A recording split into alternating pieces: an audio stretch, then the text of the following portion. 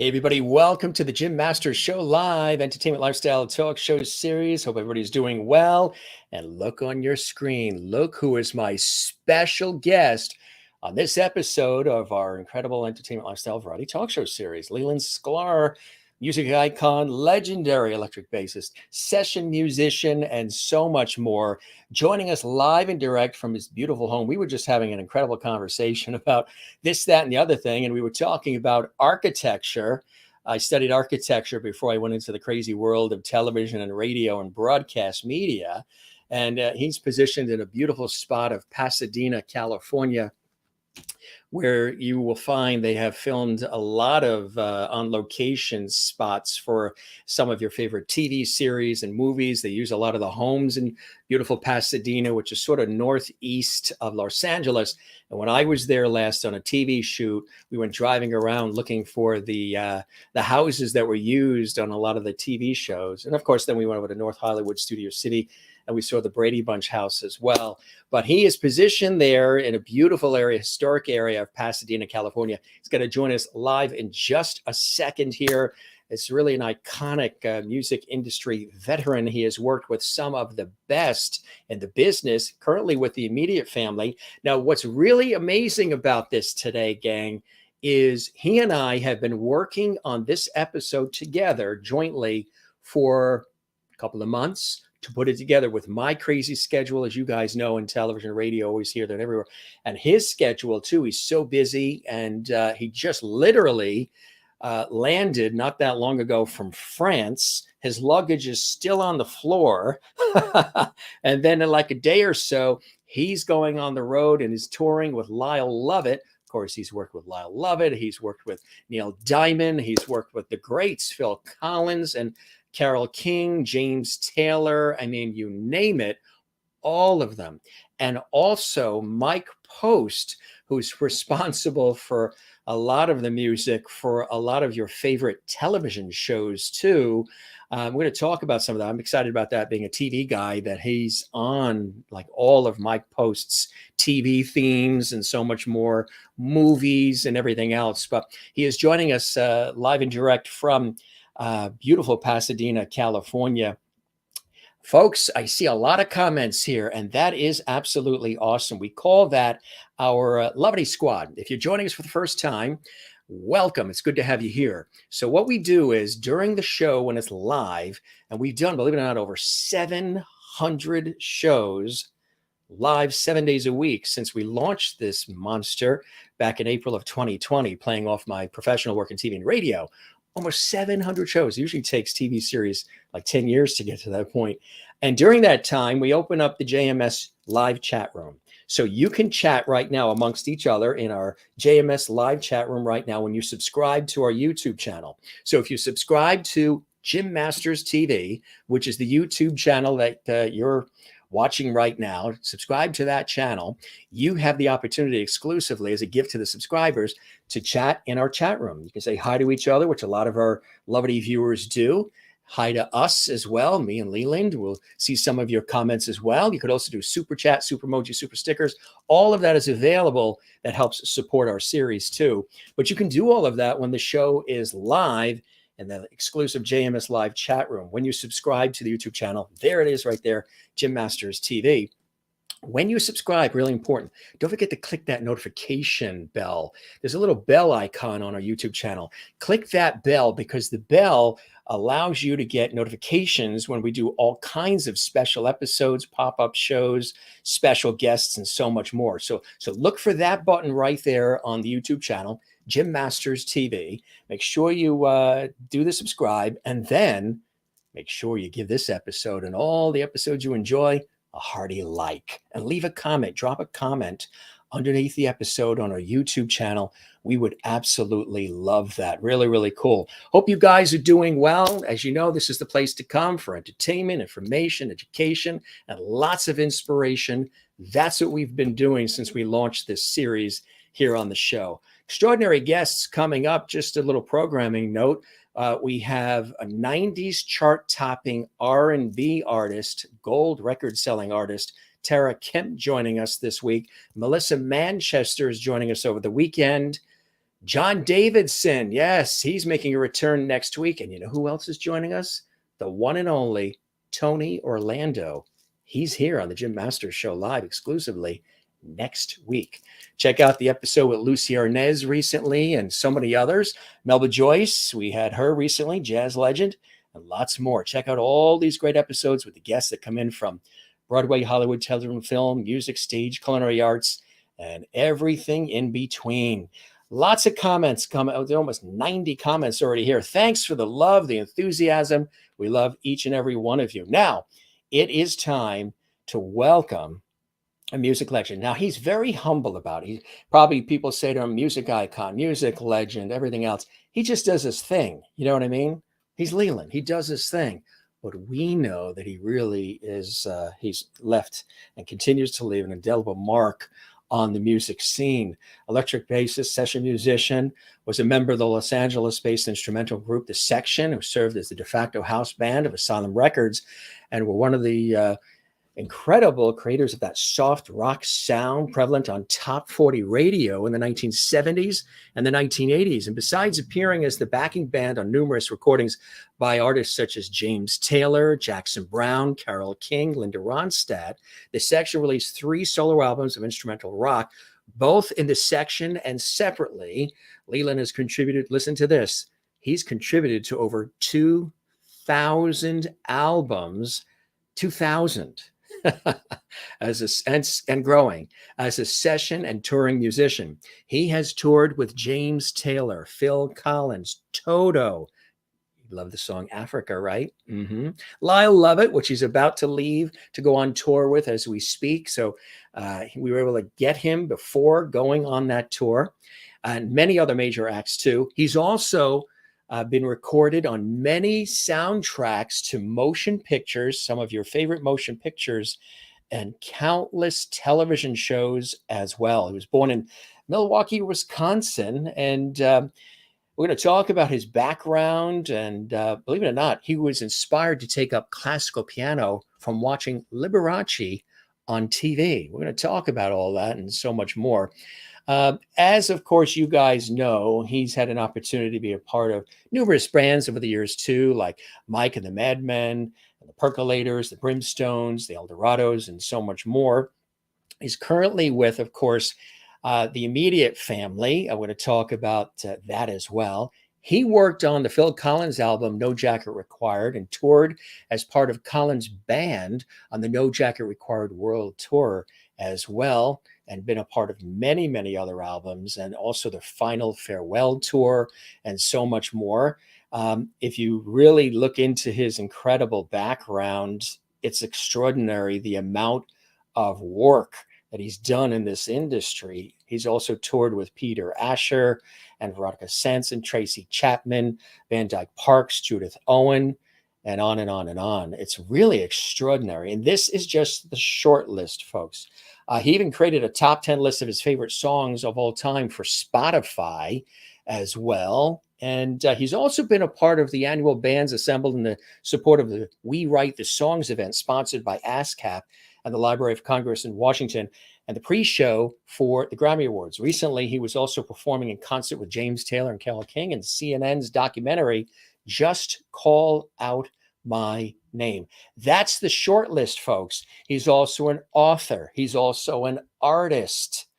Well, he's an artist, of course, as soon as he picks up the bass, but he's also an incredible artist on many other levels. We're going to talk about some of his extraordinary artwork as well. But he is there. He is poised, again, as I mentioned, in his beautiful home. I'm taking a look at the comments that are flying in the door here.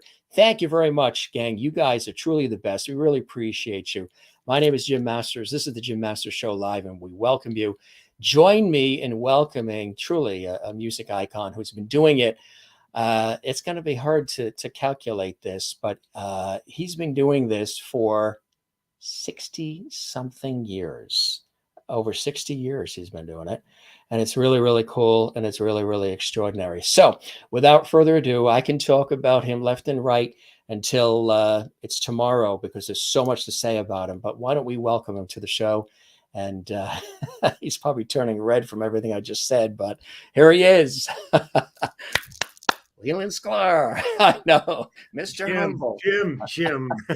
How are you? I'm thrilled to be here. The funny thing was seeing like the original little pictures you had at the beginning, looking back to when all of this was Browne. Yes, yes, we have evidence of all of that too. I know. Now it's really cool, gang. Before we went live on the air, we were adjusting sound and lighting. We like to do that before so we can put out the best product. And Leland had this incredible glow around him. He had this aura, and he was trying to shake it. He's like moving the chair and moving the lamp, the shades, and everything. But he had this incredible aura about him that was, I can't even script what it was, Leland. I think it was chilly. So, how are you, my friend? I'm really honored to have you here because. As I said, that you and I have been working to put this together for a while because of the busy, crazy schedules, and you just literally landed from beautiful France, and you're getting ready to go with the luggage, 4 feet from your chair there, to head out with Lyle Lovett. How are things going, and how are you doing through all this craziness of our times? Yeah, it's been really an insane couple of years. Like we were talking earlier about, I was sitting one day looking at a book that was completely filled with work for a year, and a second later it was empty because everything was canceled. For everybody I knew going through the same thing, and it was a rather shocking revelation because I've never been through that before. I've been fortunate enough to be. Hi, Toby. Everybody. It's one of those situations that I suddenly had to kind of redesign what I was going to be doing and rethinking about things. And a thing that came of this before the pandemic hit, there was I had been taking pictures for many, many years, which all started back on Phil Collins's first Final Farewell tour in 2004. And, people have put a lot into this, but it was a complete accident where there was talk that Phil was going to retire at the end of the tour and call it quits. And I thought we had about 100 some people on the road. And I thought I may never see a lot of these people again because they're from all over the world and we come together for the tour. And so I decided to take pictures of everybody and put together just a little memory book for myself. Well, the first guy I went up to was my bass tech, Steve Winstead. His nickname was Chinner. And we were out for a year. We had all kinds of ongoing things going between us and stuff, really good stuff. He's sitting at his laptop working, and I go, "Hey, Steve," I go, "Chinner, give me a smile."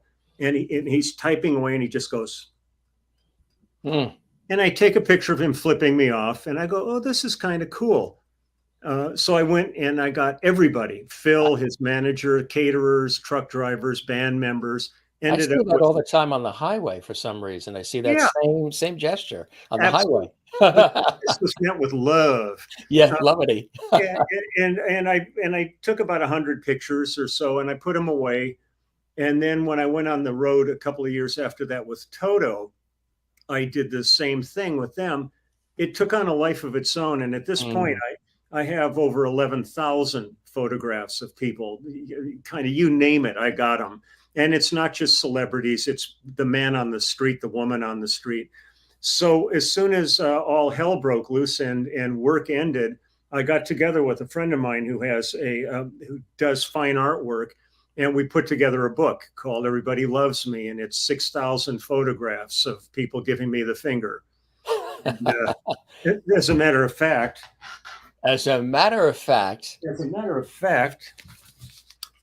there it is. There it is. And, just here we have Charlie Watts, our dear Charlie Watts, Jeff Beck in here. And it just goes on. And I mean, it's just tons and tons of pictures. So I did that. And I'm self-published. I'm doing everything myself with this. And but one of the things, the pivotal thing that happened also was, that's not any of those people calling now. That's okay. Good. The phone's off. No, those are the orders coming in from our Okay. lovely viewers. They're ordering already. They want a case. Well, if anybody's interested in the book, go to lelandsklar'sbeard.com, and that's where my artwork, T-shirts, all that stuff is. And then the book. But the other thing I wanted to get to was after Phil Collins's tour, the Not Dead Yet tour, I had a few people write to me. They say, we saw you in South America or in, like in Germany, where we were doing stadiums. It was like, 80,000 seaters. And they were saying, the show sounded amazing. We couldn't hear some of the details though. Yeah. So I had Michelle Collin, who was our front of house mixer, send me one of the shows, and I put it in my laptop, and I got a little Bose speaker, which is sitting right here. And I've got an amp here on the floor. And what I did was I started with the first song of the show and played along with it, but I mixed it and I'm just, the way I do my thing is just with my phone. Yeah. I just lean it against my laptop screen, and that's it. I am as low tech as you can get. But I got a balance going with it, and I played along with the track so that the bass was a little bit louder than the song. Just thinking, I was showing a couple of examples. Well, about 4 songs into this, people started going, "Man, I love your YouTube channel." And I'm going, "What are you talking about?" And they said, "Oh no, your new YouTube channel." And I really had not intended to start a channel or anything, but it ended up taking on a life of its own. I ended up playing every day. I did another song from the show until I got to the next to the last song. And the last song we would do in the show is "Take Me Home." And I decided to hold on to that. And when I finally get to my penultimate video, at that point, then I will do that song. But I got to the end of Phil and I thought, well, what am I going to do now? And so I started digging into archives and pulling up Linda and Jackson and Streisand and all these people. And I think today was my like 987th video on it. And I've got tons more to go. And so what I do is I tell stories about, who was on the sessions, give as much information as I can. I played along with over half of them. Then it got to the point where I've got so much going on, spending the time to relearn a song and do it. There are so many songs that really were the moment in the studio, and trying to reproduce it is not as good as what was there. So I'd rather sit back and be an audience with the audience and just kind of enjoy it. And it's made me kind of think about my career, because I've never done that. It's like, if anybody asks me, who have you played with? I'll clam up. It doesn't matter. You just kind of get into this headspace. Right. It's kind of like when you heard me doing the introduction and just going over the years, you're talking sort of 60 years of incredible collaborations and solo work and to be called upon on many different levels too, working with individuals, working with groups, doing, television work and film work. I mean, just a constant, session work. It's just been a constant go. And I'm sure I love it. I was just about to say, you're intuitive, you're a psychic. I was just about to say, and you've loved every second of it. Absolutely. Yes, that's what it is. Absolutely. It sure is. We actually have somebody that I think is your cousin. This was a gift that was sent a while ago. Does it, you recognize, does this look like one of your cousins maybe? Or Cousin Waldo, or little Irish leprechaun that was sent? I don't know. It might have been something growing in my beard. It comes from Mary Bishop in Florida, one of our lovely viewers. I figured you would enjoy that. Thank you, Mary. Maybe, if you ever want to take a day off, he could fill in for you so you can relax. Yeah, a body double. That's a mini me, right? Yeah, absolutely. So, I mentioned early on going because I love to go back in time a little bit. Growing up in the great fair city of Milwaukee, Wisconsin, I was just there on a TV shoot just before the pandemic, and when I went to Milwaukee, it was my first time there. Great, great place and nice people, and we were in Waukesha as well. And everybody's like, not only do you have to try the beer, but you have to have the cheese curds. You got to have the ice cream, and we had it all. And then we went up a little bit further from Milwaukee through the countryside. It was fall too. It was beautiful. And we went to this really breathtaking, visually stunning location. It's Holy Hill, just north. And it was absolutely beautiful. Just a really nice place to be. For you growing up in the Midwest, Liberace was on TV. Tell us about some of those early inspirations for you, Leland, that pointed you in the direction of the arts, of music. And first, it was classical piano. Yeah. Tell us about that. Yeah. What happened also, I was born in Milwaukee, but I was going on 5 when we moved to Los Angeles. So my real upbringing was in Los Angeles and not in Wisconsin. But my parents I grew up in a very eclectic musical house. They weren't necessarily musicians. My dad played a little sax and my mom could play a little bit of piano, but it wasn't like that. But their musical ear was incredible and their record collection was really pretty well-rounded. And so Liberace had a TV show at the time. And I would kind of sneak in when they were watching it. And I just became enamored with it. And we had a piano in the house. And I started plunking away at the piano and had an affinity for it. And they found me a teacher. And by the time I was 7, I had won some awards from the Hollywood Bowl Association. And it was really... became totally focused. I was completely engrossed in studying piano, and it was all classical at that point. By the time I was 12, I went into junior high school, and I was somewhat burned out at that point because I'd really been under a lot of stress doing a lot of recitals and things like that. When I went into junior high, I told the music teacher, I'm here, your pianist is here. And his name was Ted Lynn. And he said, look, we got a ton of kids that play piano. We need a string bass player. And I kind of went, sort of, will explain. And he pulled this old K upright out of the back room and showed me how to hold it. And I plucked one note on that and felt the vibration. And I just said, let's do it. And he gave me my rudimentary lessons on upright. He was a pivotal teacher in your life. What was his name? He was Theodore Lynn. And actually, let me show you something. Is this him? Leland, is this him? That's him, but this is even a better him. Wow, look at that.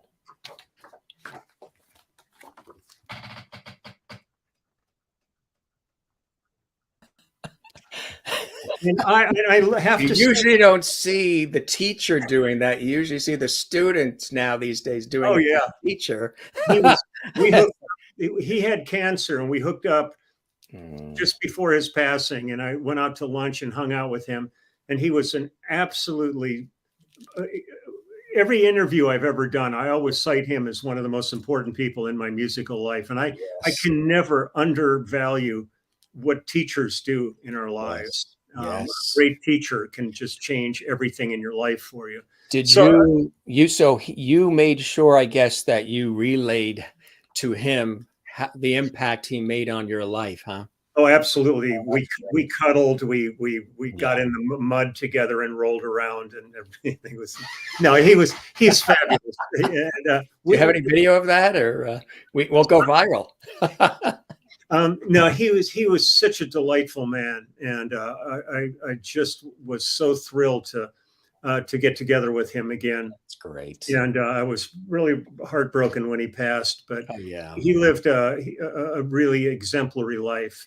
And so that was kind of where the roots of everything came from. And my parents would, like every summer, they would we'd go to the Hollywood Bowl and see Gershwin night, and one of the first concerts I ever saw was George Shearing Quintet with the Hi-Lo's at the, I think it was the Hollywood Palladium. But I was surrounded with music all the time. I was always once I started playing, I was always in bands. What were you listening to at the time? What was on your radio? What was speaking to you?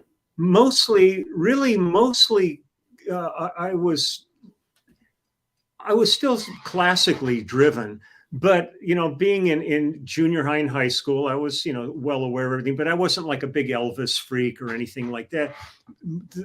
Like myself, like so many other guys I know, our lives changed when the Beatles hit. It suddenly we saw something else going on that really kind of changed our whole direction. And but I was always very, very open to every kind of music, which really was the thing that really became essential when I really started end up not going towards it, but becoming a studio musician almost in one day. Yeah. I was in a band in 1967 that was produced by Mike Post. This was how Mike Post and I met, called Group Therapy. Yes. And when we were signed to Canterbury Records, a guy named, and this is a good inside story, a guy named Ken Handler had Canterbury Records. So I knew Ken, and then I met his sister, Barbara. Well, it turns out Ken and Barbara, their parents owned Mattel toys. So in real life, Ken and Barbie are really brother and sister. Really? Yeah. Wow. So that's where it sort of. Yeah, that's what's going on. The Cool. Handler, it was Ken Handler and the Handlers started Mattel. But so we ended up doing our album with Group Therapy at United Recorders in Hollywood. Well, I'm sitting in there in 1967 looking through the window at the Wrecking Crew. There's Hal Blaine and Carole King, Mike Melvoin, Larry Knechtel, the Al Casey, and all these, the greatest musicians in LA were working on our record. And I'm sitting there thinking, not in a million years could I do this. It was so impressive watching how they took the songs like that and immediately made something out of them. Mm. And 3 years later, I was working with them every day. Mm. It was the weirdest thing. And incredible. It happened overnight. So literally, I had only been in a studio as a musician. I was in a band called Wolfgang in the late 60s. Right. And we went up to San Francisco. We were managed by Bill Graham, and David Rubinson up there, who was a record producer, ended up cutting some demos with us. That was my entire studio experience. And then all of a sudden, in one day, I was working as a studio musician and having to learn to get a sound, learn the etiquette of the studio. Right. So it was kind of like getting caught up in a whirlpool, just getting sucked into this so fast and really learning on your toes. Because the very first record I got hired to do was for Brian Hyland, and Del Shannon was the producer. I think they were at our show that we did with James Taylor at the Troubadour, and they had me and Russ Kunkel do that album, and it was before I recorded with James. They had only seen us play live. Mm. It's a very convoluted life. It's all right, and it's all connected. And you mentioned James, quite a friendship with James as well. Look at that shot. When was that? Oh God, who knows? We were like that a lot. Yeah. Yes. Yeah. I think we're practicing wrestling holds. I had him around his neck. I was just saying that looks also like maybe the relief after like a 30-hour session or something, like, we nailed it. Looking at it, it looks kind of like somewhere on the road. It looks kind of like, like we're in a lounge or something. But, James, getting back to it, when I was in this band Wolfgang, which was really a fantastic band, and the demos we cut still are strong today when I listen to them. Our drummer, his name was Bugs Pemberton, and he had come over from England, and he was in with Jackie Lomax and the Undertakers, who were rivals to the Beatles at the time. Well, he had a friend named John Fishbeck who owned Crystal Recording Studios, and John did all of the early Stevie Wonder records, Songs in the Key of Life and stuff like that. And he would come and hang out at our rehearsals. At one of the rehearsals, he brought an old friend of his who had just gotten back from England, and it was James Taylor. So James is hanging out with us for a day or two and played us a couple of his songs, and we're going, geez, this guy's really good. And that was it. And we were pursuing our own thing. We were much harder rock than, James or anything like that. But James got offered a gig at the Troubadour, and he had a band minus a bass player. He had Danny Korchmar, Cooch, on guitar, his old friend from his growing up days, Russ Kunkel on drums, and Carole King was the piano player with him. And they needed a bass player. And James told Peter Asher, who was managing him, he said, I heard this guy at this rehearsal. I think he would be the perfect guy for us. And they contacted me, and I went and played what I thought was one gig with James. And it ultimately ended up turning into the rest of my life. Wow. Isn't that incredible? Yeah. I mean, it's all timing and placement and of course talent and all, but the timing and placement is so important to all of this and how these things come about, huh? Yeah, it's a perfect storm. It really, really is. I got some cool shots here that I want to. Oh yeah. Yeah, tell us, maybe you can sort of do a little narration for us of these really epic photos. I'm looking at the screen, the one looking straight ahead at it. The one on the left is Peter Asher, who was producing and managing James and he was in Peter and Gordon. Then I'm down on the ground in the front. Right behind me is Charlie Larkey, who was married to Carole King and played bass with her. Oh, yeah. And that's Carole King next to him. And then Joel O'Brien, who was the drummer that was playing with them. And then there's James on the right side. And that was probably, just somewhere on the road, because what happened was when we first toured, we had a band, Joe Mama, opening the show. And then what it was Danny Korchmar, Joel O'Brien, Charlie Larkey, and Abigail Hannes, who was Cooch's wife, singing, and Ralph Shuckett on keyboards. And so they would play. And then we had, at that point, had convinced Carole. Carole had an incredible career already since her teens as a songwriter. But a lot of people, had no idea when she was on stage with us that this was Goffin and King. This was just this girl playing piano. And James really encouraged her to go out and do some of her songs. And the next thing you know, we have a side musician in the band who has the biggest record in the world because she went out and cut Tapestry. And so at that point, she had to leave. And I was doing an album with Tom Jans and Mimi Farina. And Mimi Farina was Joan Baez's younger sister. Right. And there was a keyboard player on those sessions named Craig Durgee. And I called Peter Asher and I said, I think I found the replacement for Carole. And he joined us, and that's where the section formed and all of that. So there's been all these continuums that just keep on moving. And thank God that they've all continued in a positive direction. There's really been no backsliding, no issues amongst all of us. It's really been a great group of friends for decades. Here you're looking at, on the bottom row, you've got Joel O'Brien on the left, Cooch in the middle, and Ralph Shuckett on the right. From the left on the top is Charlie, Carole, James, me, and Abigail, Cooch's wife, and she was a badass singer. Wow. That was from the first tour we did, and we went to England, and it was a great bunch of people. Yeah. A few aren't with us anymore. I don't know who that is. I think he was the hairdresser. Just weird to see it all. Yeah, just see, I've still got that bass. You When know, it was that roughly, would you say? Roughly the that year? would have probably been 71, 70, 71, maybe. There's a real there's a peace and Yeah. contentment in that photo. You're at peace with that instrument in your hand. You're at peace doing what you do. You look very content, and there's a peacefulness in that photo.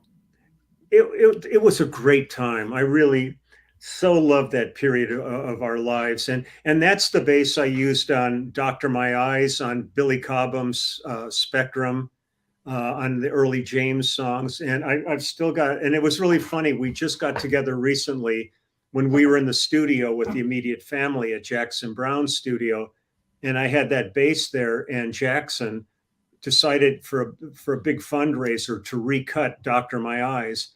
And Russ had the original conga drums that he played on the track. And I had that bass, and we're sitting there looking at each other, cutting Doctor My Eyes, going, we did this 50 years ago. That's unbelievable, isn't it? Same instrument, sounded great. I mean, I've got it just sitting in the other room. I still use that thing. It was a 1962 jazz bass, a candy apple red mint jazz bass. And around 1968, I was in college up at Cal State Northridge, Valley State College, and I was bored one night and got out a saw and a knife, and I cut the bass up and carved it. And biggest mistake I ever made, because I took away so much weight in the body that I Yeah. ended up putting a block of lead in the end of my strap for a balance. Just genius moments in your life where you go, if I had have thought a little longer. But it's a pretty iconic instrument. It's got a tremendous amount of history. That's absolutely unbelievable when you think about it, huh? It's like, and here's another great shot too. Oh man, that's so great. Yeah, we were doing the Arsenio Hall show, and we did, I think, Another Day in Paradise with Phil Collins, and I had introduced him to David Crosby, who came and sang on the album. So we went down and did that together. The funny part of that was the song was about homelessness and all that, and I begged them to let me put my amp in a shopping cart and dress as a homeless person, and and they all went, no, that's not going to happen. That won't be. I just wanted to make a little more of. Just Everybody gets scared when you do that. But Arsenio was really fun. There's my favorite old Moonstone bass. That bass is sitting in the entrance to the Hard Rock Hotel in Tampa, Arizona now. Is that where it is now? Yeah. Where it lives. That was on Jackson Browne's Running on Empty tour. Wow. That's incredible, huh? Yeah, that bass is an exquisite. It was built by a guy named Steve Helgeson, who passed away last year. He's up in Arcata, California, and his company was called Moonstone. And that's upper neck is a piccolo bass, Mm-hmm. octave higher than the other bass neck. But I had the description of what's going on in this is very extensive, so we'll let that go. But it's there for people to enjoy at the Hard Rock. Really incredible. Absolutely. Yeah. Princess Diana. Yeah, that was when on the No Jacket Required tour, we played the Royal Albert Hall with Phil. That's in the red jacket. That's Peter Robinson, who was our keyboard player, and Chester Thompson is behind him in the black vest. But the royal family, they love Phil, and she and Charles. That's just like a meet and greet that we had backstage after the performance, and she was an absolute delight. It was, Yeah. it was really a nice experience to say hi. Just A sad loss too. Very missed. I remember. Well, we all remember when we heard it on the news that she had passed, and what was really interesting about that was she passed, and Mother Teresa passed around the same time. And the coverage, Mother Teresa was basically dwarfed by the outpouring of love and all for Princess Diana, which was extraordinary. I remember that going on for days. And then I think Elton changed up the song. Goodbye England's Rose from Candle in the Wind, which was Yeah. beautiful. And that's still a touching time. And they just had that big, we actually did an episode over the weekend, the Queen Elizabeth's II's Platinum Jubilee. Yeah. 70 years on the throne. Could you imagine that? Yeah, unbelievable. That's just... I think probably one of the worst things she went through was Diana, just because she didn't know, because it was such a weird thing going on, you know, and how she didn't address it really made a lot of people kind of question her validity and all that stuff in the royal family. And so it was nice to see that, you know, that she still, you know, she's a unique woman in this world. I mean, how many leaders have come and gone, and there she just still sits there and looks vibrant. You know, she doesn't, you know, for somebody, I mean, it's amazing, just an amazing woman. Yeah, absolutely. Yeah, it's iconic is a word that gets thrown around a lot, but definitely so. Some people fit. Right, exactly. There you are with Phil Collins. When was this one? I think this was, it might have been rehearsing for Nebworth concert that we did. Nebworth was in 1990, and it was it's a big concert they would do every year at this Nebworth estate outside of London. And on that night, it was Phil. We also got together with Genesis. We did a couple of songs as Phil's band and Genesis. But then there was also Page and Plant, Pink Floyd, McCartney, Elton. I mean, kind of every major act you could imagine was on this bill. It was one of those kind of experiences. And there's some great stuff on YouTube from, if you just go pull up Nebworth, Knebworth, go to Nebworth 1990. And it was an amazing experience there. And the funny part for me was it was the first time I ever met McCartney, and I saw him sitting in the canteen area. Linda was still alive at that point, and they were sitting and eating. And I thought to myself, I got to go say something to this guy, or I'm going to shoot me. I'm just going to throw myself. And I went over, and as I got near the table, he looked up and he goes, "Wow, Leland Sklar, I always wanted to meet you." And I just went, "Don't do this to me. Don't do it." And I went up and I started, and I said, really, after their set was over, I said, really, one of the funniest things to me is hearing you doing these songs, because I said, I was an usher at the Hollywood Bowl when you guys played there. Wow. And so to have gone from being an usher at the Bowl to him saying, hanging out with him, you, a funny journey. Isn't that something? I'm always freaked by that. You mentioned McCartney. We had Lawrence Juber on the show too. Great. He's another fabulous person. Yeah. David Becker, Robbie Robinson, Frankie Valli's guy, some really fantastic people. Buddy I heard you say you have Melissa Manchester coming on too. Yeah, to be her second. I love working with her. I've done albums with her, and she's just one great, talented soul. Do you recall? It should be her second visit. She's just fantastic as well. You know, just a really beautiful person. Some of the albums that you were on with her. Yeah, so, I have to dig this stuff up. I think I did say something about 2,000 contributed to 2,000. Actually, about 2,600. We're up to 26 since we started the show. Yeah, I'm sitting here working all the time. It's like a factory in there. I'm just cranking. It's like a hot dog factory. There's weenies flying. In case you're just tuning in right now, hi, Mom. Ignore the man behind the curtain. Oh, yeah. That was from our 1990 tour, I believe. That would have been. Oh, let me look 1 second at this. Big, nice group there, and Phil's right in the middle, right? It was This might have been. This is 2004. This is the first Final Farewell tour. So you got Bill from the left. You got Bill Cantos, and then in the black, and then Ronnie Carroll, who's Phil's oldest friend, playing guitar. He's above him, and Amy Keys in the purple next to him, and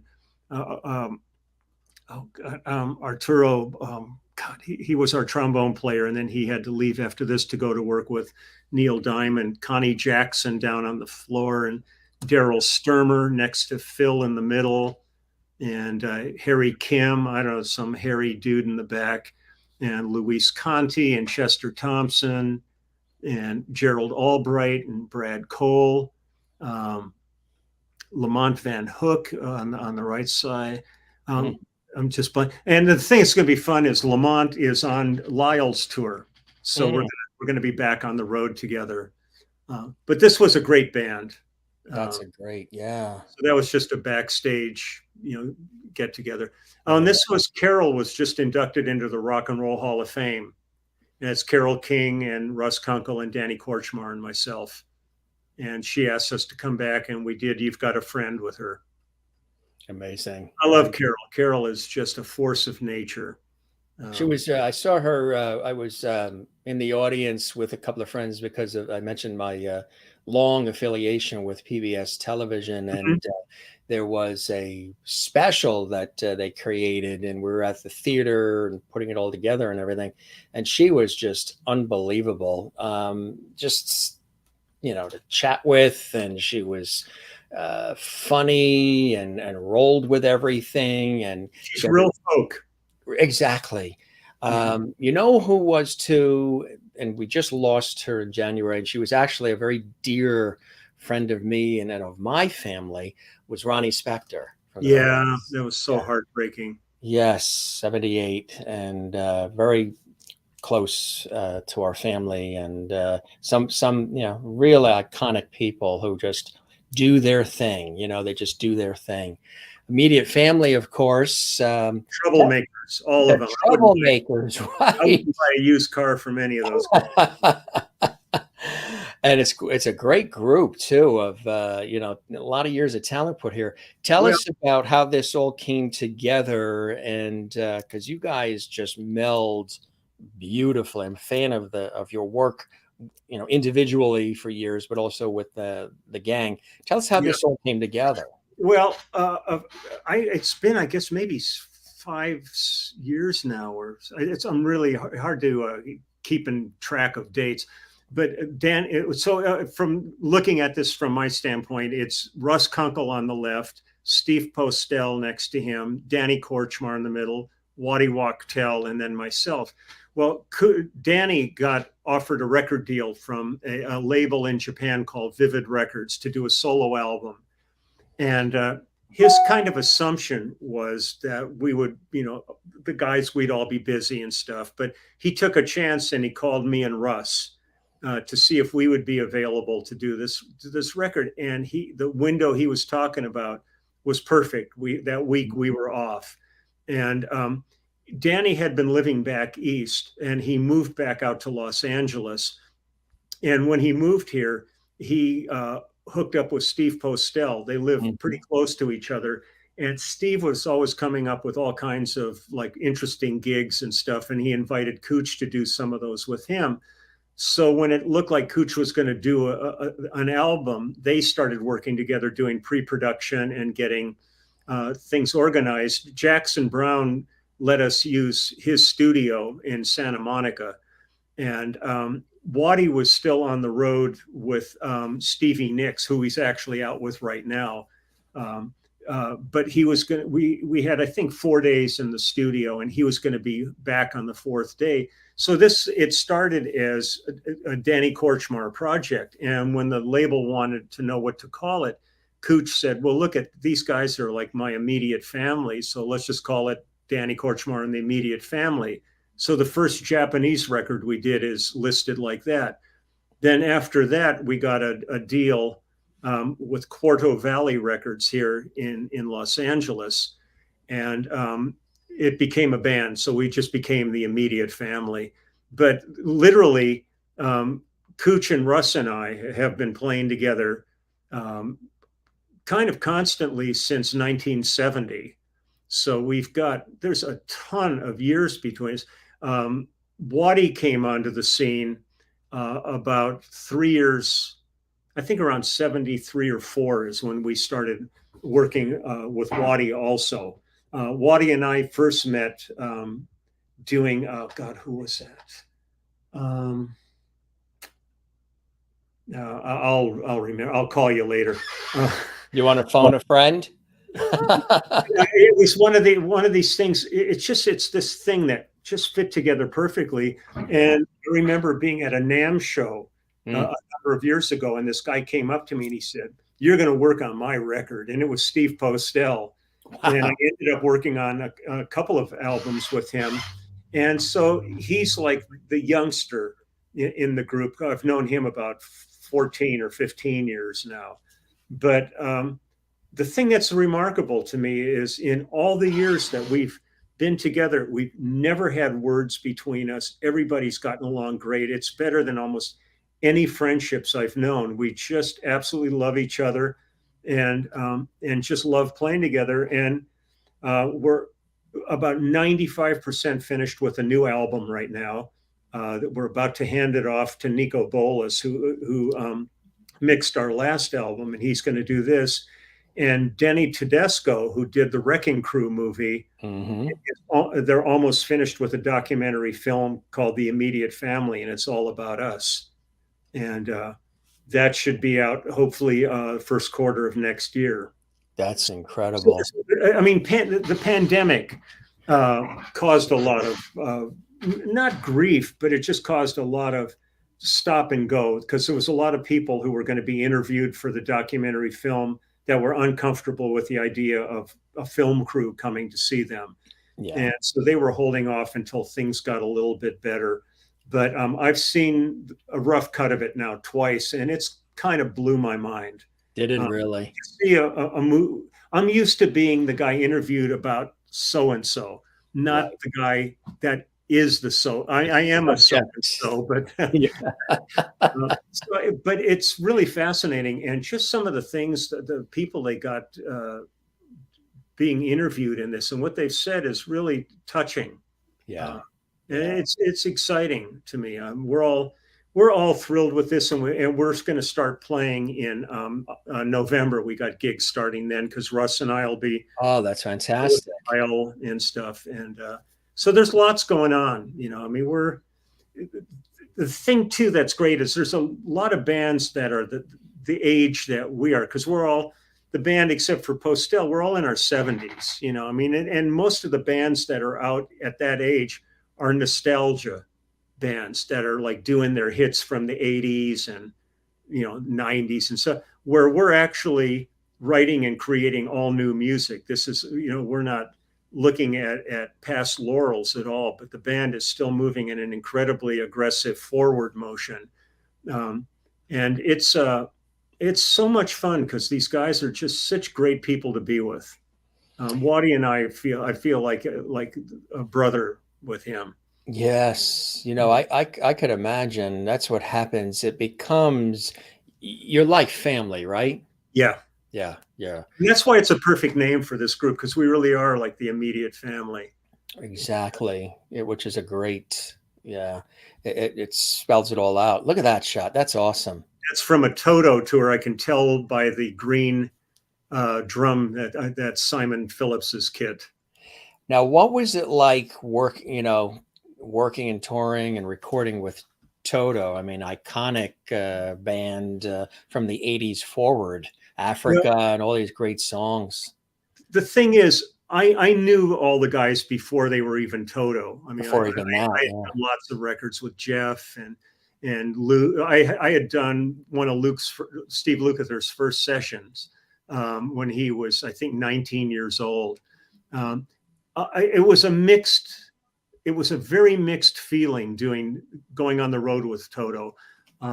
I loved the fact that I was going to be playing with them, and I hated the reason I was going to be playing with them, and it was because Mike Porcaro was gravely ill, and I was taking his place to do this tour that they still had going on, but there was no way he could finish it, and he was finally dying. They didn't know what he had at first. They thought they had a whole bunch of different things, lupus and different, but it turned out to be ALS, and that's what eventually took his life. Yeah. But I love the Porcaro family so much. Jeff and I, worked together so much. We did so many records together.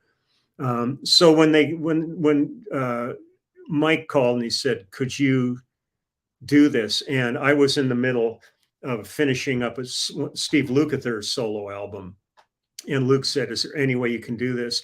I said, "Yeah, I guess." And he says, "We got 5 days to learn the show," and man, I just immersed myself in their stuff, and then got on a plane and we flew, I think, to Dubai, to the Dubai Jazz Festival, and that was it. So I loved playing with them because they were all dear friends. I'd worked with all of them. I'd known Paige for years. I'd worked with Simon. I've worked with Luke so much. I knew Bobby. The only person in the band I really didn't know was Tony Spinner, in that, because I did 2 tours with them and it was different bands with each one.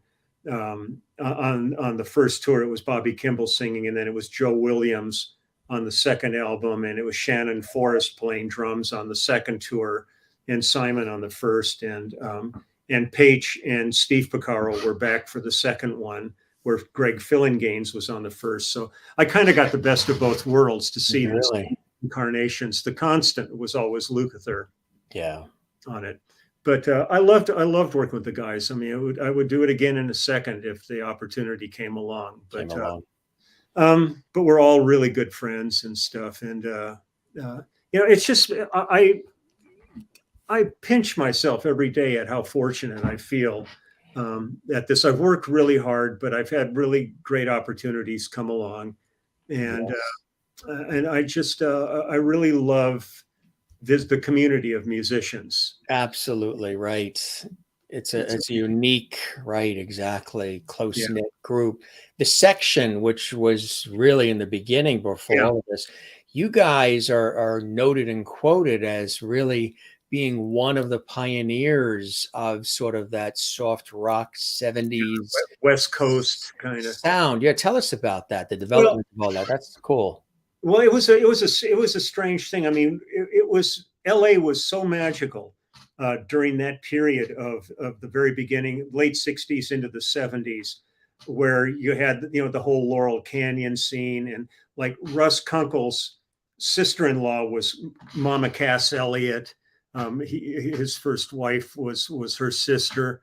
But we were in situations where, I remember doing a session for, I think it was for a guy, I can't remember his name, but Don Henley was the drummer on it. And I remember we were working, and Don looked at me and he said, "Do you think Eagles is a stupid name for a band?"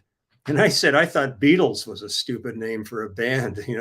I mean, it was this whole community of people around you, Carole and Linda Ronstadt, and just John Stewart, and an amazing, vibrant community, and a giving community. Everybody was always hanging out at each other's homes. So, you'd be going to the studio, and next thing you know, like David Crosby and Graham Nash might stop in, and like James would go, "Let's do background vocals." And start singing. I mean, it was this thing where everybody was very connected to each other.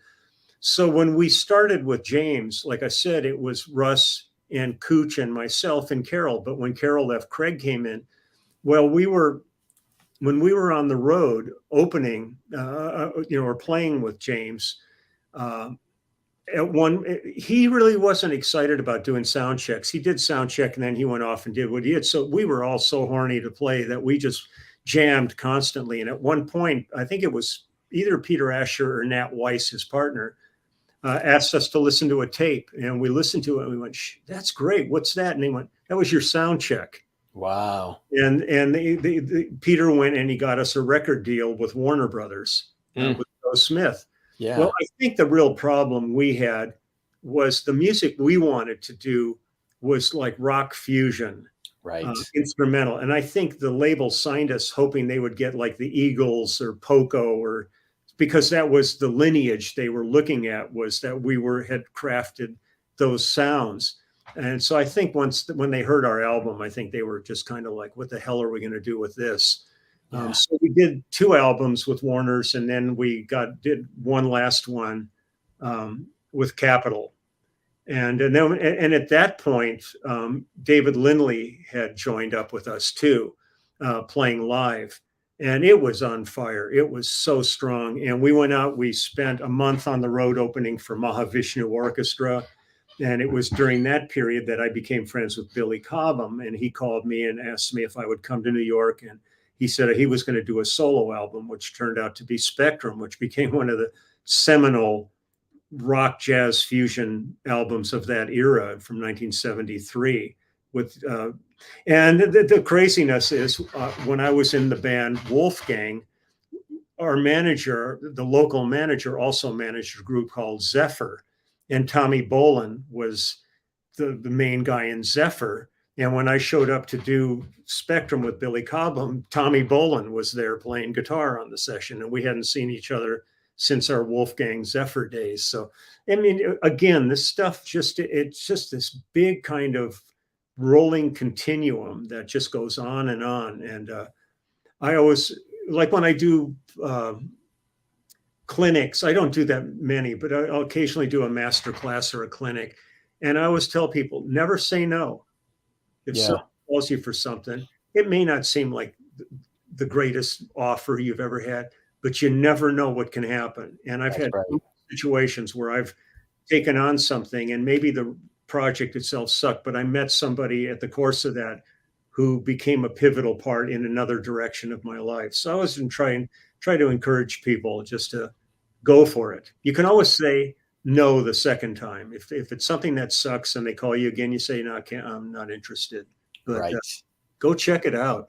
Absolutely. You know, I'm also fascinated. I mentioned being the TV guy with your work on the television themes and soundtracks and also movie music as well. Tell us how you you reconnected with Mike Post as well too, or stayed in touch and then he brought you in. But some of the iconic television series and movies you've had an opportunity to be a part of and play on. That fascinates me. Maybe you can list off some of the ones people be familiar with. Sure. Well, one of the fortunate things for me was the fact that I started as a classical pianist. So when the opportunity came to start doing studio work, I was a strong reader, which a lot of guys couldn't read music that I was working with. But I had that skill was already in me, so that was not an issue. But when I got involved with this band Group Therapy in 1967 and Mike Post produced it, I really wasn't up to doing studio work at that point. I was still in college. I was an art and science major. But once I started to get studio work around at the beginning of 1970 is where it really, really hit. I think Mike became aware that I had gone into this field, and he tracked me down, and he and his partner, Pete Carpenter, they became like the kings of TV themes. So the very first show I did with them was the Rockford Files. And then we did Hill Street Blues, the A-Team. I can hear those in my head right now. Yeah. The A-Team, Magnum PI, Hunter, 10-Speed and Brown Shoes. I did Quantum Leap. With some other people, I did Simon and Simon, Harry O. Oh, yeah. Elf. Alf. I mean, and then I also did a lot of the cartoons for Filmation. We did Jabberjaws and the Groovy Ghoulies and the Archies and all these. And one of the fun things was that band was kind of a set band. I mean, David Foster was the piano player on it, Mike Baird, probably Lee Rittenauer. And it was always at Larrabee Studios here in Hollywood, West Hollywood. And we're sitting in there, and it's the same bunch of guys, and we're going, it must be another cartoon show. Who walks in the door but Ted Knight at the height of the Mary Tyler Moore show. Yeah. And we did an album with him called Hi Guys. And so we were doing like Pinball Wizard and Blueberry Hill. And I mean, the fun as a studio player is getting called for everything. You know, I mean, it's like commercials too. Did you get involved in commercials? Everything from Schillings, spices to car commercials and Del Taco, and the phone rings and you either say yes or no, and when it's yes, you show up and you do your job. Now, I talked to a couple of session musicians too, and I was talking about some of the iconic music that they've been a part of, and some of it is, like you say, TV themes, film scores, commercials that we can still hum today. I'm a pepper, you're a pepper. I mean, certain thing I'd like to teach the world to sing. I mean, iconic stuff that still sticks with us today, and a lot of the things, something that's sort of missing today. You don't hear the jingles, you don't hear the extended TV themes. Everything is short, condensed. You just got a ding. It's all the budgets. So some of I'm sure there were times where, because I know it's a gig, like some of the guys have said, oh yeah, there were amazing things we worked on that just blew me out of the water. And then sometimes they'll say, well, it was a gig is a gig. We show up, we pick up the instrument, we go, and we move to the next one. Even though what you guys just did is extraordinary, sounds incredible, and everybody loves it. Are there certain things too for you where, as you were there and you were hearing what was happening, it just really felt good for you? Oh yeah. I mean, there's things, there's absolutely things you've worked on where it almost takes your breath away. It's so good. But the weird part of it is you'll work on something and you go, this just sucks. And it becomes massive hit.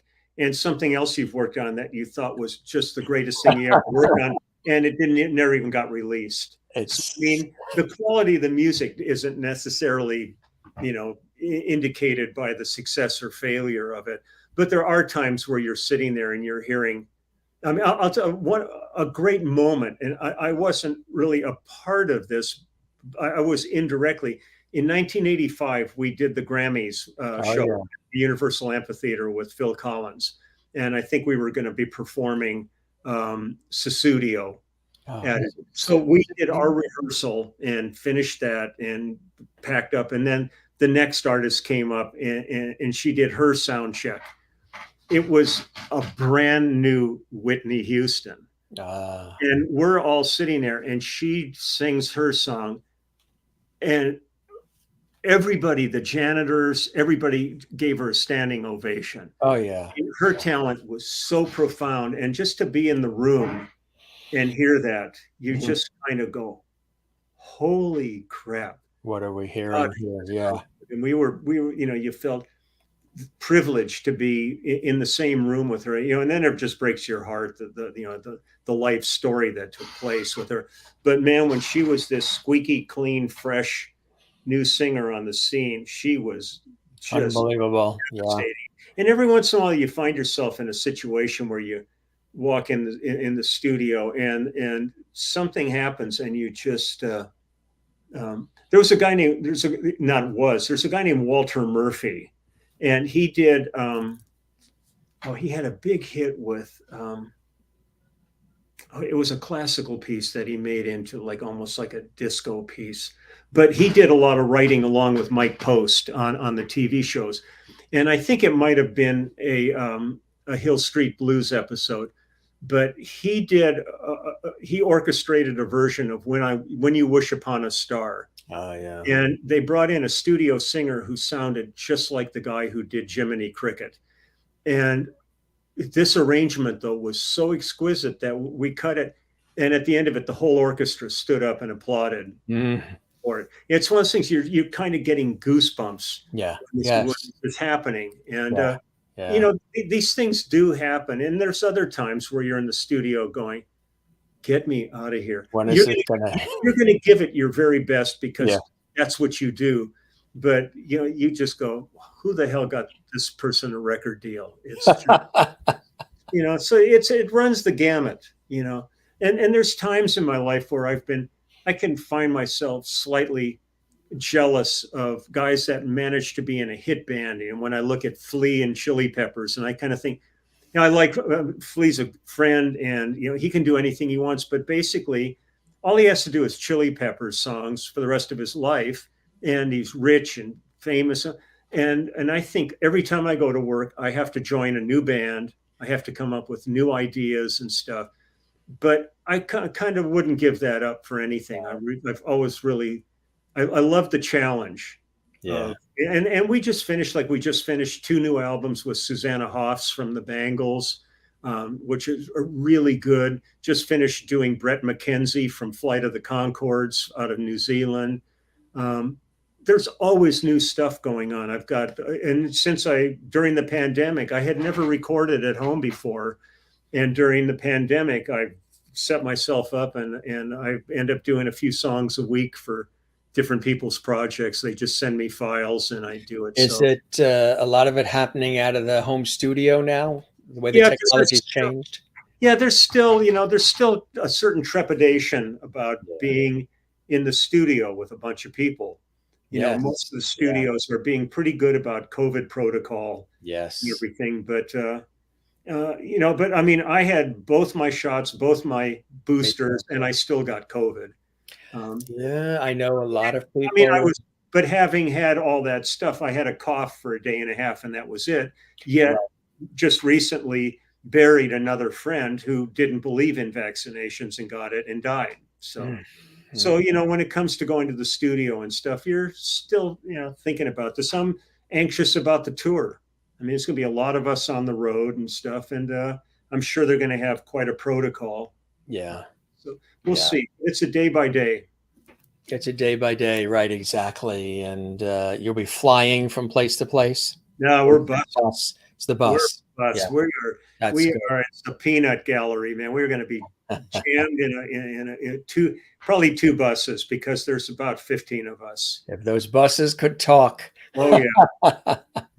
Hose them off. Look at this shot. Now, Ringo, I love here's Ringo. the money shot right here, huh? And that was Ringo Starr. That was backstage at the Kennedy Center honors when James Taylor was being honored, and they decided to bring the section back. And I forget who Ringo was there for that night, but and then I just had a great time. We just did a thing with Joe Walsh and Ringo and Waddy and myself and Russ. We did Funk 49, Joe Walsh's tune. And man, I'll tell you again, that's that circle where I'm sitting here thinking I was an usher when the Beatles played, and now I'm sitting, 5 feet away from the guy playing. He gave you 2 fingers. He really likes you. Absolutely. But an absolutely delightful man to be around, and he feels like you feel like you're around a 20-year-old, and the guy's 80. Yes. Which is very hard to believe. Yeah. Here's another. Oh man. Give me 1 second to get. Damn, when you listen to every classic great Motown record, yes, he's the tambourine player. Is that something? Just why am I'm blanking here? It's what's really amazing is that which I'm noticing, which I think is really wonderful. You're paying such homage to these other performers, which I think is really, really cool. You know what I mean? You're talking about all of these other legendary people, as well as your comrades and colleagues and collaborators on this equal footing and with such great care and respect. And I think that's fantastic. That's something that is within the music community, oftentimes when it's real, is a blessing. It doesn't always happen in all these industries. Yeah. A lot of competition and all this other stuff, but you're very respectful and revering of the talents of the others. They're looking at you like, I want to meet you. You're Leland Sklar. You've been doing this forever, and yet I think it's a beautiful thing. It's an amazing community, like I've said, and I just pinch myself at being part of this community. Yeah. I remember going up to the Universal Amphitheater with Phil Collins, and they were going to be doing Tommy up there. The Who was doing Tommy, and we're backstage, and it was like a bunch of movie stars there. And Phil always had his camera, and Phil didn't understand who Phil Collins was. And he looks over to me and he's going, God, do you think those people would let me get a picture with him? And I'm looking at him going, they're crapping in their pants that you're here. And that's all they want to do. I mean, everybody's got their own perspective of things. But, you know, to me, it's such a remarkable community that I always really feel it's important to pay respect to everybody because we're all in this thing together. Yes. You're as like when you're at work, you're as strong as your weakest link. And everybody always pulls real hard together to, Yes, you know, to make everything the best it can possibly be. And when I sit, you know, I mean, I can look at my discography and look at this, you know, this long list of artists. But when I really think about it, it's the other players I've worked with. I mean, I've gotten to work with the greatest drummers in the world, the greatest guitar players in the world, the greatest keyboard players in the world. Like the artists can come and go, but that other group are the people I've been seeing for the past 50 plus years. And those are my, that's really the family. And that's how the immediate family exists too. That's how the immediate family exists as well, which is, again, it's really fantastic stuff. This was so good. This was the Troubadour reunion tour with James Taylor and Carole King. And we put the original band back together for this. And so it was me and Cooch and Russ. It was, we did this initially at the Troubadour celebrating, I think it was the 50th anniversary of the Troubadour Club. And that was where all of this started. And so it was a thing where we did a week there. And then when that was over, it was so successful that they really said, you know, it'd be nice to take this on the road. And we ended up putting together one of the most successful arena tours of that year. And the thing that was cool about it was you kind of are going, how can you take an intimate club like the Troubadour and put that show in Madison Square Garden? And what really worked out great was we had the show. It was on a stage in the round in the center of the arenas. And we built a nightclub around this raised round stage. And above the stage was like really massive high def screens. So even people in the nosebleed section got great views of it because we had like 11 cameras out there shooting high def. But the thing that was really special about it is there's so many groups that go out and they do like their VIP thing. Yes. And it's kind of, you know, like you get a laminate and maybe. Really cool. Right. Well, the VIP thing on this tour was the people sitting in the nightclub area around the stage. And I think they were like $1,500 a seat for that. But what they got for it was they got to come to sound check, have dinner with us, get all kinds of good swag. And at the end of the day, all of that money, 100% of that money went to charities. The tour's money didn't begin until the regular audience seats began. And like we played in Nashville after they had just had a horrendous flood.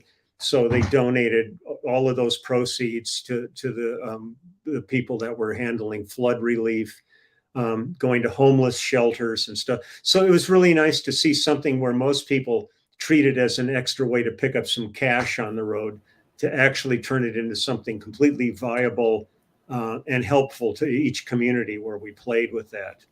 And it was one of those tours where you're looking off the stage and you're looking at like sometimes 3 generations of a family, all You've Got a Friend together, and all these songs that were really the fabric of everybody's lives.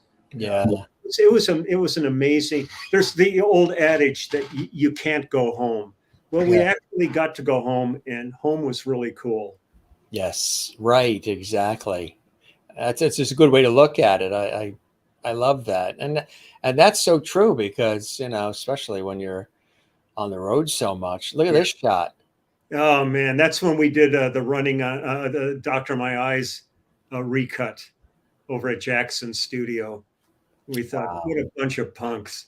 I love Jackson. Jackson's like just the real deal. He's such a great human being, great musician. And again, he's another one of those artists of this age who's like, his new album's great. He's still creating new music. It's not somebody resting on the laurels of their past material, right? Right now, I mean, he's out touring. It's great. Yeah, absolutely. Look at this. Charlie was such a precious man. Yes. Well, I did a project. It was a girl from, I can't remember her name. It was an artist from South Africa who lived in Austria.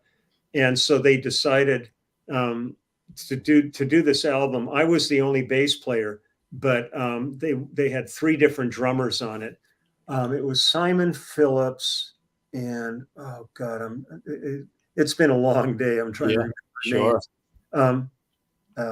But this another drummer and Charlie and Simon and this other drummer are monstrous chops guys. And Charlie said, "I'll only do it if I can be the first one," because he didn't want to follow either of the other guys. But he spent the whole week hanging out, and he was absolutely one of the most delightfully kind and thoughtful people I've met in this business. It was a real treat to spend a week with him, and playing with him was a total blast. Unbelievable. That thing, as soon as he sat down at the kit, if I was blind, I would have gone, "That's Charlie Watts." Yeah, absolutely. Yeah. Look at this one. Oh, Reba McEntire. Yeah. What was happening here? We were recording.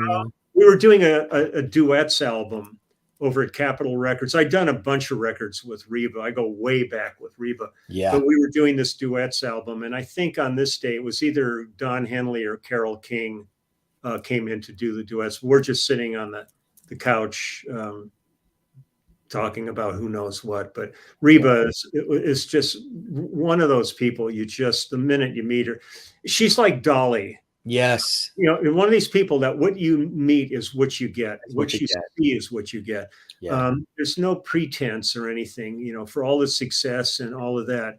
Isn't that refreshing? Yeah, it's great. And most of the country artists, I was grinding a path back and forth to Nashville for over 10 years. Yeah.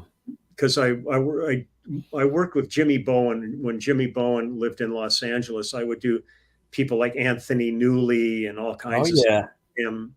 And when he moved to Nashville, he called and said, "Would you like to come work in Nashville?" So I would go, and I was in early on Reba and Patty Loveless and Susie Boggess and Vince Gill and all of these artists. And then I spent a bunch of time going back and forth doing that. And through that, ended up also hooking up with people like Browne Bannister. So they started calling me to come and do all the contemporary Christian albums down there, like Stephen Curtis Chapman and Twyla Paris and Second Chapter of Acts and all that. So, I mean, it's been I know all these names because when I was in New York, one of the first radio gigs I had was at one of those stations that played all that music. Yeah.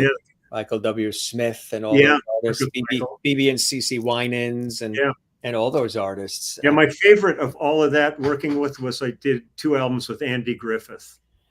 Andy Griffith. Yeah, Andy sang contemporary gospel. That's right. And the first one we did, he won a Grammy for best contemporary. And I'll tell you, I walked in the studio and I saw him. I almost shit my pants. It's Andy Griffith. And the funniest thing, we became really good friends. I mean, I would come home, my answering machine would be beeping. It would be, "Hey, Lee, it's Andy here in North Carolina. How are you doing?" But one of the funniest things he said in the studio was, he goes, at that point, he was, past Matlock and all that stuff. And he had this beautiful, thick white hair. And he'd go, "Who'd think I'd still have all this white hair and Opie would be bald?" It was like one of those moments you're just going, wow. Thank you. Thank you for this one. Andy Griffith. Yeah. And a neat guy, man. And another, right. Good guy to hang with. Yes. And the theme, I mean, based on the whistle, right? Yeah. That was just a last minute thing. Yeah, it's amazing. That's what I miss. I miss jingles and Yeah. themes, Dick Van Dyke Show theme and like all these themes that Yeah. when you heard them, you knew what to expect. You know what was coming. You looked forward to it. You're dancing to the theme, listening to it. You're whistling it in the office or in school or whatever. And I just think it created a warmth, a connection, a relatability, a certain flavor that has gone away. And I wish that some of it would come back. I say there's a lot. I think we need some of these things that were familiar and relatable and warm and connecting back in our world, because everything is so wham bam and cut and paste, and that we're missing that. And I think it's affecting us. I think I agree. We're reacting because we don't have any of that sort of that warm, relatable, those sounds that would fill us and whatever it is, Yeah, also a lot of those, I mean, one of my mantras for myself is don't become an old fart, because I want to stay viable and working. So you don't want to be the guy that sounds like grandpa sitting there going, well, back in my day, kind of thing. But one of the things that was great about so many of the shows of that period, of the Lucys and the Beaver and you name it, they were almost like Aesop's fables. They always had the story, but it was always resolved, and there was a little something to learn at the end of it. It wasn't just like one-liners being thrown out and just shticks. It was a moral, a story, right? Yeah, and I really, every time I watch, because I get up every morning and man, 8 a.m., whatever I'm doing around the house, Beaver's on. There's 2 episodes of Beaver, then Perry Mason after that. And Jerry was a guest recently, Jerry Mathers. Oh, great. And he was amazing. He's the Beaver. He's Beaver. Quiet, he's calm, he's amazing. Yeah. And it's good for him that apparently business-wise he was handled very well. So he's not one of the child stars who got screwed. Who went right into a different... But I know Tony Dow is dealing with cancer right now. Yes. So my heart's to him. He's a sculptor. Yes, he is. I actually have one of his pieces I bought at an auction. And you are an amazing artist. We just have a couple of quick things to show here, but tell us about this side of Leland Sklar. Well, I always drew all my whole life. I drew and painted. And when I was in college, I wasn't a music major. I was an art and science major. And this is a pencil drawing that I did. Man in bed, right? Yeah. Yeah, just a guy sitting there trying to pull it together. Yeah. But on the website, here's my Dixieland group. These are all pencil drawings. It's incredible.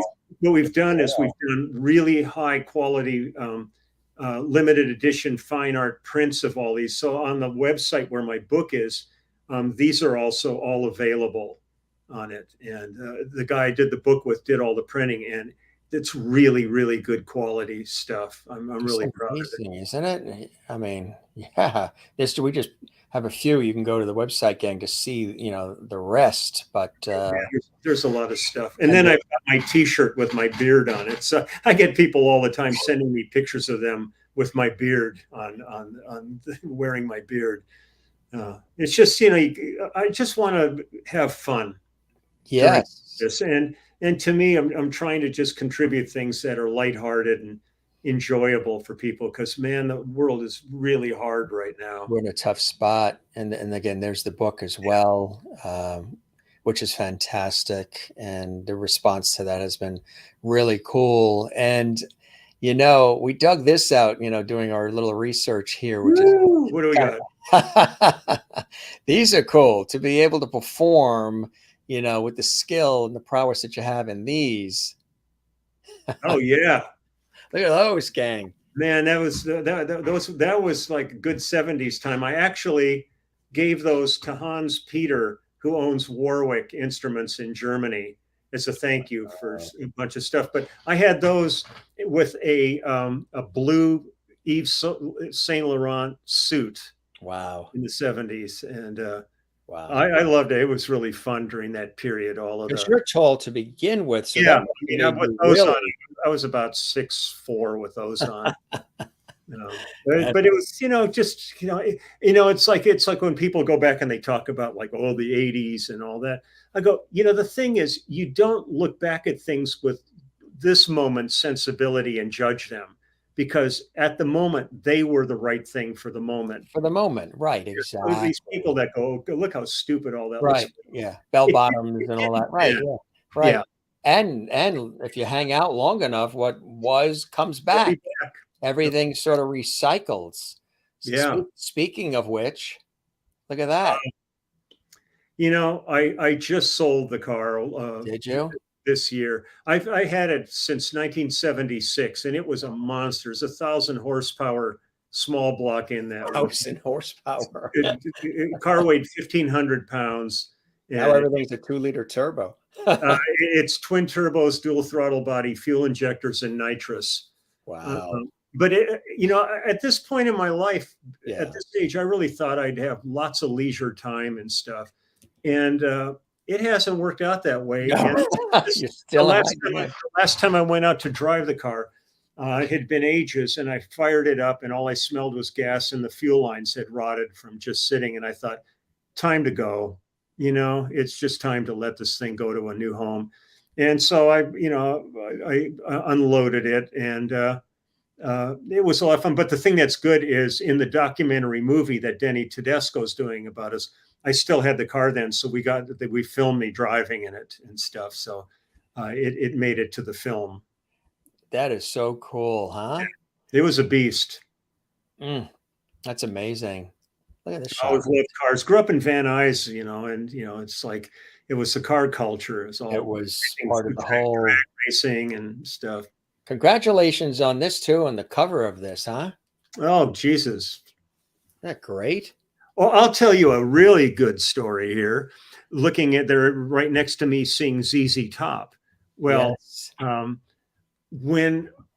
When I went to France just recently, it was a trip that I said I bought at this thing that was a fundraiser for Canine Companions for Independence. Well, one of the things I did was contacted a bunch of friends to see if they would donate instruments, and Billy Gibbons was one of the people that I contacted, and he sent me a signed guitar to put in. And I had Willie Nelson and Sheryl Crow, a whole bunch of people donated stuff. But I called him and I said, can you send me an autograph 8x10 that I can put with the guitar so they know exactly who this is? And he said, I'm in Europe now. I can't do it. So I said, that's cool. So I went online and I found a great picture of him, and I just uploaded that just to put next to it. But while I'm uploading it, I'm looking, and there's a big long article about Dusty Hill. Yeah. And let's see what they got to say about Dusty. Dusty was still alive at this point. And I'm reading this whole article, and I get to the end of the article, and there's a big photograph, and it's me. It wasn't Dusty. It was my picture that was Dusty Hill. And I took a picture of it and sent it to Billy. And Billy, there wasn't a font big enough for the laugh he sent back. I'm sending this to Dusty right now. So this big article on Dusty with my picture in it. I guess any old dude with a beard works for ZZ. Now, did you want to, with the viewers here, did you want to riff anything? Did you want to play anything while you're there? It's weird. I'm not really kind of set up for that here. I mean, I hate to be a kind of a pant load about that, but I'm really not sure. And especially you can't even see here. There's no vantage point to do anything. So, do you have your toy piano from childhood? No, not. I mean, let me see if I can get anything. I just don't know what's possible here. So give me a. Yeah, absolutely. I'll check in with the viewers and everything while we're here. They're all talking, and we got comments coming in from Sherry in Kansas. Good to see you, Sherry. Thank you very much. Pam says she loves that car. Absolutely, yeah, me too. Let me see if you can. Let me know if you can hear this. I mean, since I'm working on Lyle's stuff, see if we can get. That's right. I'm not from Texas. Okay. Yeah. Can you hear that? Okay. Okay. Let me. Just a little loud, maybe. You would want to probably be a little loud. Have that a little lower, right? Let me turn it down a bit. Perfect. Can you hear me? Yes. I need to turn it up just a little so I can hear it.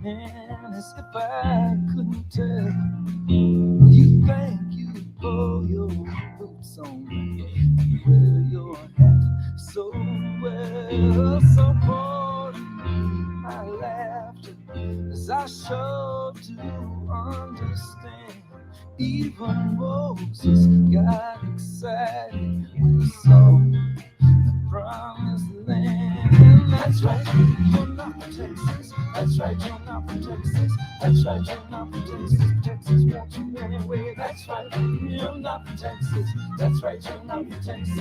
That's right, you're not from Texas. Texas wants you anyway. So I was born and raised. I can barely hear what I'm playing too. So much to me, though my girl comes from down in Georgia or up in Tennessee. And as we were driving down the highway, she asked me, baby, what's so great? How come you're always going home about your Lone Star State? I said, that's right, you're not from Texas. That's right, you're not from Texas. That's right, you're not from Texas. Texas wants you anyway. That's right, you're not from Texas. That's right, you're not from Texas.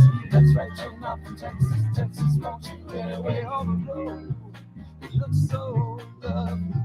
She stood there on the side and she grew small in my mirror as I watched her wave goodbye.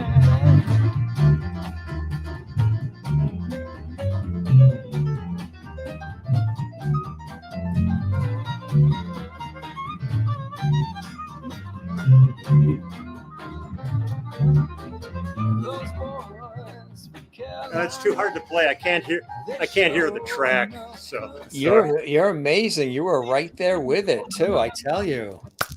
Yeah. We were right there. Nice little sampling there. Thanks for doing that on the fly too.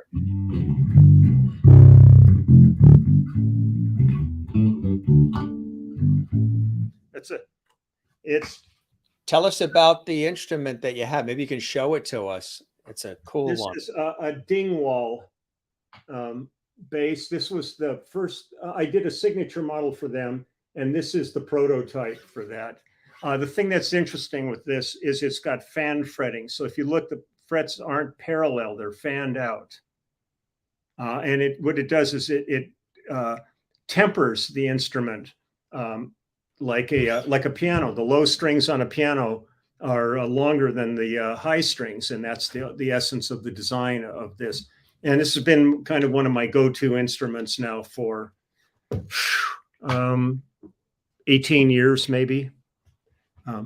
But yeah, I just couldn't hear the little speaker that low. So you were right with it. Well, I'm living in Lyle world. I'm just living and working on songs for the tour. How did that friendship and collaboration come about with you and Lyle Lovett? And now you're on the cusp of this tour again, and that's awesome. How did that all form originally?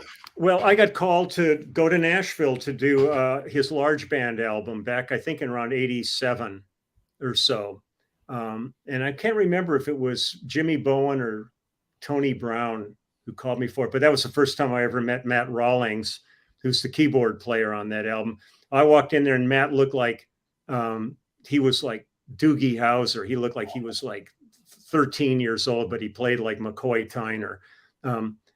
But just, an amazing band. And then Lyle at that point was kind of like a racer head. He had his hair was he had a really tall head of hair and everything. And I walked in there, and the first track I think we cut was Here I Am, where he asks us, if it's not too late, can you make it a cheeseburger? And I'm just going, this is different. This is cool. This guy is another ball game. And we hit it off great. He's one of my favorite artists to work with.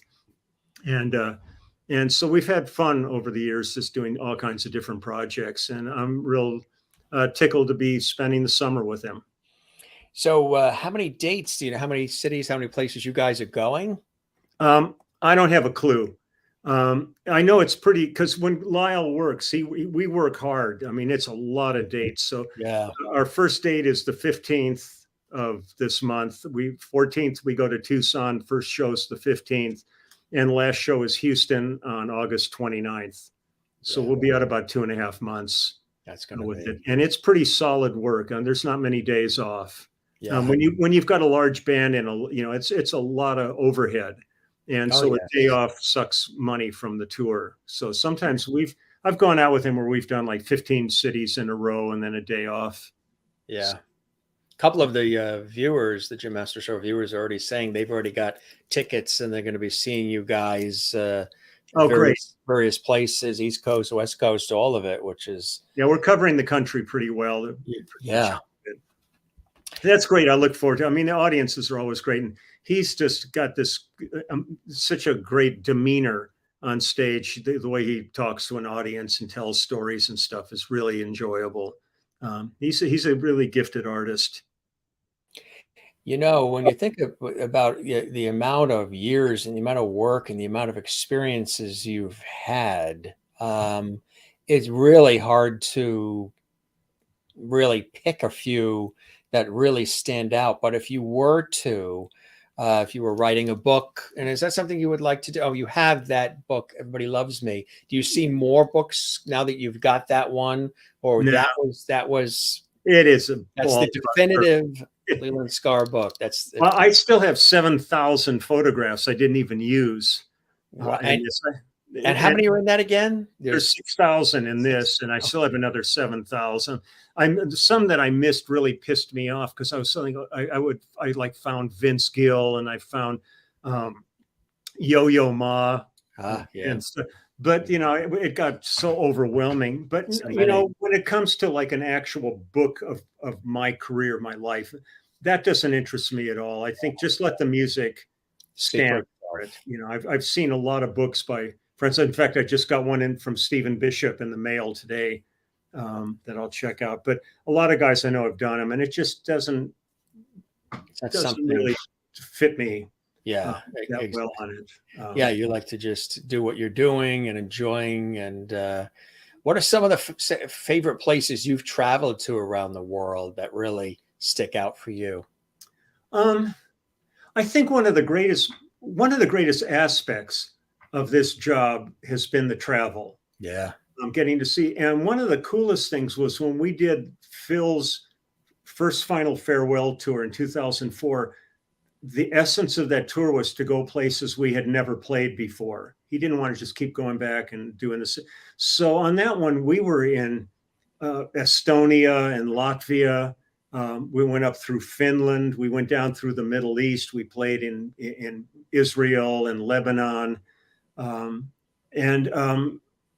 thought I really just enjoyed the kind of the wanderlust of all that. Of going to New Zealand and Australia and Southeast Asia.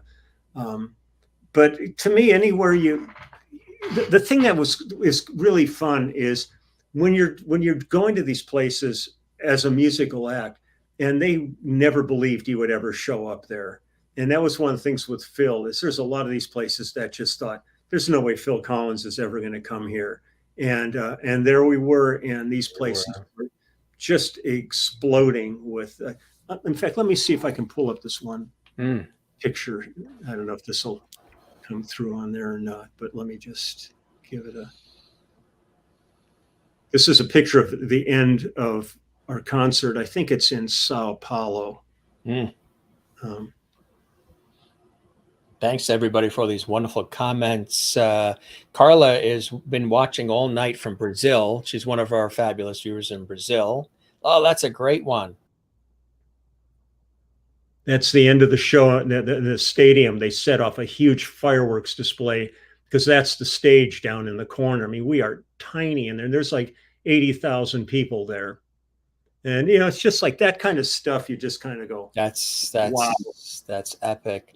Well, here's a good picture for you guys. This is me holding my high school graduation picture. If anybody ever wondered if I didn't have a beard at one point. It's kind of like the before and after of George Carlin too. You got a little of everything in there. That is incredible. Carla's watching in Brazil and South Hi, America. Carla. She's one of our regular Lovetties, and she says Leland has amazing stories and also a nice voice. Loving this interview from Carla in Brazil. Beautiful. I love. I've enjoyed every time I've gone. The first time we went to Brazil was with James Taylor, and we played the first Rock in Rio festival, and we were on the bill. It was George Benson, James Taylor, and Queen the night we played. And what then an interesting mix of the sort of the rock, pop, jazz worlds sort of fusing, huh? It was interesting. And then we went back after that, and we did Rio and Sao Paulo and Belo Horizonte, all kinds. We spent about a month in Brazil and just absolutely loved it there. So thank you for watching from Brazil. Yeah, they are Sweden and Brazil, and we have an international audience and Canada and across America, and really, really fantastic. You know, of all these wonderful things that you've done and continue to do, my friend, what have you not done? What's on that bucket list? You know, I don't really have a bucket list. I think it's one of these things that just every day brings on a new adventure, and you just try to stay open to it and see where it leads you. Because I don't, things that are so malleable and changing so much that trying to make too many plans is difficult, because it just gets, like with the advent of the pandemic. You just all of the plans I had disappeared, and then you have to make new plans. And I kind of look at life that way, see. So right now, my real focus is just to just continue working on the Lyle tunes until we hit the road tomorrow. The company's coming to pick up my road case with all my stuff in it and ship it off to Tucson, and off and running. Are there any teachable moments, lessons, or anything you've learned along the way the last 2 years? It's been a time of deep reflection, a time for people as horrific. There's also been times to really rethink things and look at next chapter. A lot of people have looked inward. Yeah. What has Leland learned or discovered about himself, or what were some of the moments that still remain with you as a result of all of this? Well, I think a little bit of what's been a part of me is sort of tenacity of just going, look at, we got handed a lemon, and I'm a firm believer in that, the old adage of, if you given a lemon, make lemonade. And so I was sitting there looking at an empty book and all this work gone, and what do? And ended up doing the book, the home recording, the YouTube channel, the Clubhouse, all these things that are going on. And they've all been incredibly satisfying. And they're all things that I would have never been able to do had my work schedule been intact. So it's been really fun just to kind of figure out how to keep reinventing yourself at this point. And I try to think in that direction all the time. You make yourself open and available to opportunities when something looks like it might be a fun thing to do. And tons of the stuff isn't making any money. I mean, the book it took a while to break even on that. The YouTube channel, since everything I post on there is copyright protected, there's very little, income from doing any of this stuff. But the joy I'm getting from it is so good, is so strong. Do you get copyright claims from your own music? Oh yeah. A lot. No, I try to explain that to the audience sometimes when we try to air stuff or run stuff, and you can or you can't, or because so we tell people try to do it a cappella because of that the YouTube thing. But it's funny when you hear, and I hear it from a lot, where it's your stuff and your material, and you did it. Put up the immediate family and you get your own claim. I mean, they don't block it, but you can't monetize. And sometimes, depending on the algorithm, they can block I've been blocked. I remember one the time. live stream too. The broadcast is just like blocked in Oh, everything. It just goes away. Iceland, is blocked, and wherever. Yeah. Yeah, I did one of the songs I did with Carly Simon was called Waterfall, and I put that up. I told a whole story, talked a lot about Carly because I've known her forever. And then the minute the thing uploaded, it said blocked, and it was fun. And I was so pissed that I called Carly and I told her, and she was pissed. She called her manager, who then called. She ended up the manager ended up calling Warner Brothers and saying unblock it, and they did. And I've felt like David and Goliath a few times. I've gone up against a few things, and Oh yeah, no, we've learned here too as well. And what we'll do is, like, if somebody really wants us to show something, we'll have them contact. Usually, it's the artist or the management will contact the distributor, publisher, distributor, but mainly the distributors, and say, look, they're going to be a guest on the show or whatever it is. Clear that. Now, we did have it. I won't say who it is, somebody well known, but we had somebody where they did that. So we heard all kinds of great videos, and it was a new thing they were doing and everything. But it turned out that the music company, a major name, they only allowed it for the one night. So it was cleared for the one night. So anybody that watched it tomorrow and archived, claim, and we had to like edit it all out. It was like, what was the point? Well, it was only available to use when it was live. Like, so what is the point of that? It's got to be in perpetuity because things are archived. So it's a whole learning curve, and sometimes they're even not accurate. They'll claim things that aren't even, that isn't even anything. I tried to. I played on "It's Raining Men" with the Weather Girls, and I put that up, and it immediately got blocked for some reason. And you're going, what is this crap? But the thing that pisses me off about it is, I'm doing their job for them. I've had so many people on the YouTube channel that I've turned on to music. They go, I had never heard this before, and I went out and I bought it and stuff. And I'm going, the label's sitting around doing jack nothing for them. Yet when you're trying to promote them and they're the ones monetizing it, they're still blocking. I mean, there's a stupidity in this industry that's just palpable. I just don't get it with these morons. But it's shocking sometimes. And I think the thing that bugs me the most is it's not so much playing the song, but I've put a lot of effort into the story and all that stuff. The whole build up, yeah. Suddenly it's all gone. And then people are saying, well, just edit out the thing and put a link to the, and I go, it's not the same. It's just at this point, plus it's time consuming and everything. Yeah. And you have to, revenue has to come in and you got to go do your thing, right? They don't realize how time consuming it is to do all of that. Yeah. But it's, I had where something was on, we did it a year and a half ago, and it gets acclaimed now. Wow. Like what? It's a funny, crazy thing. So it is. It's a wild world.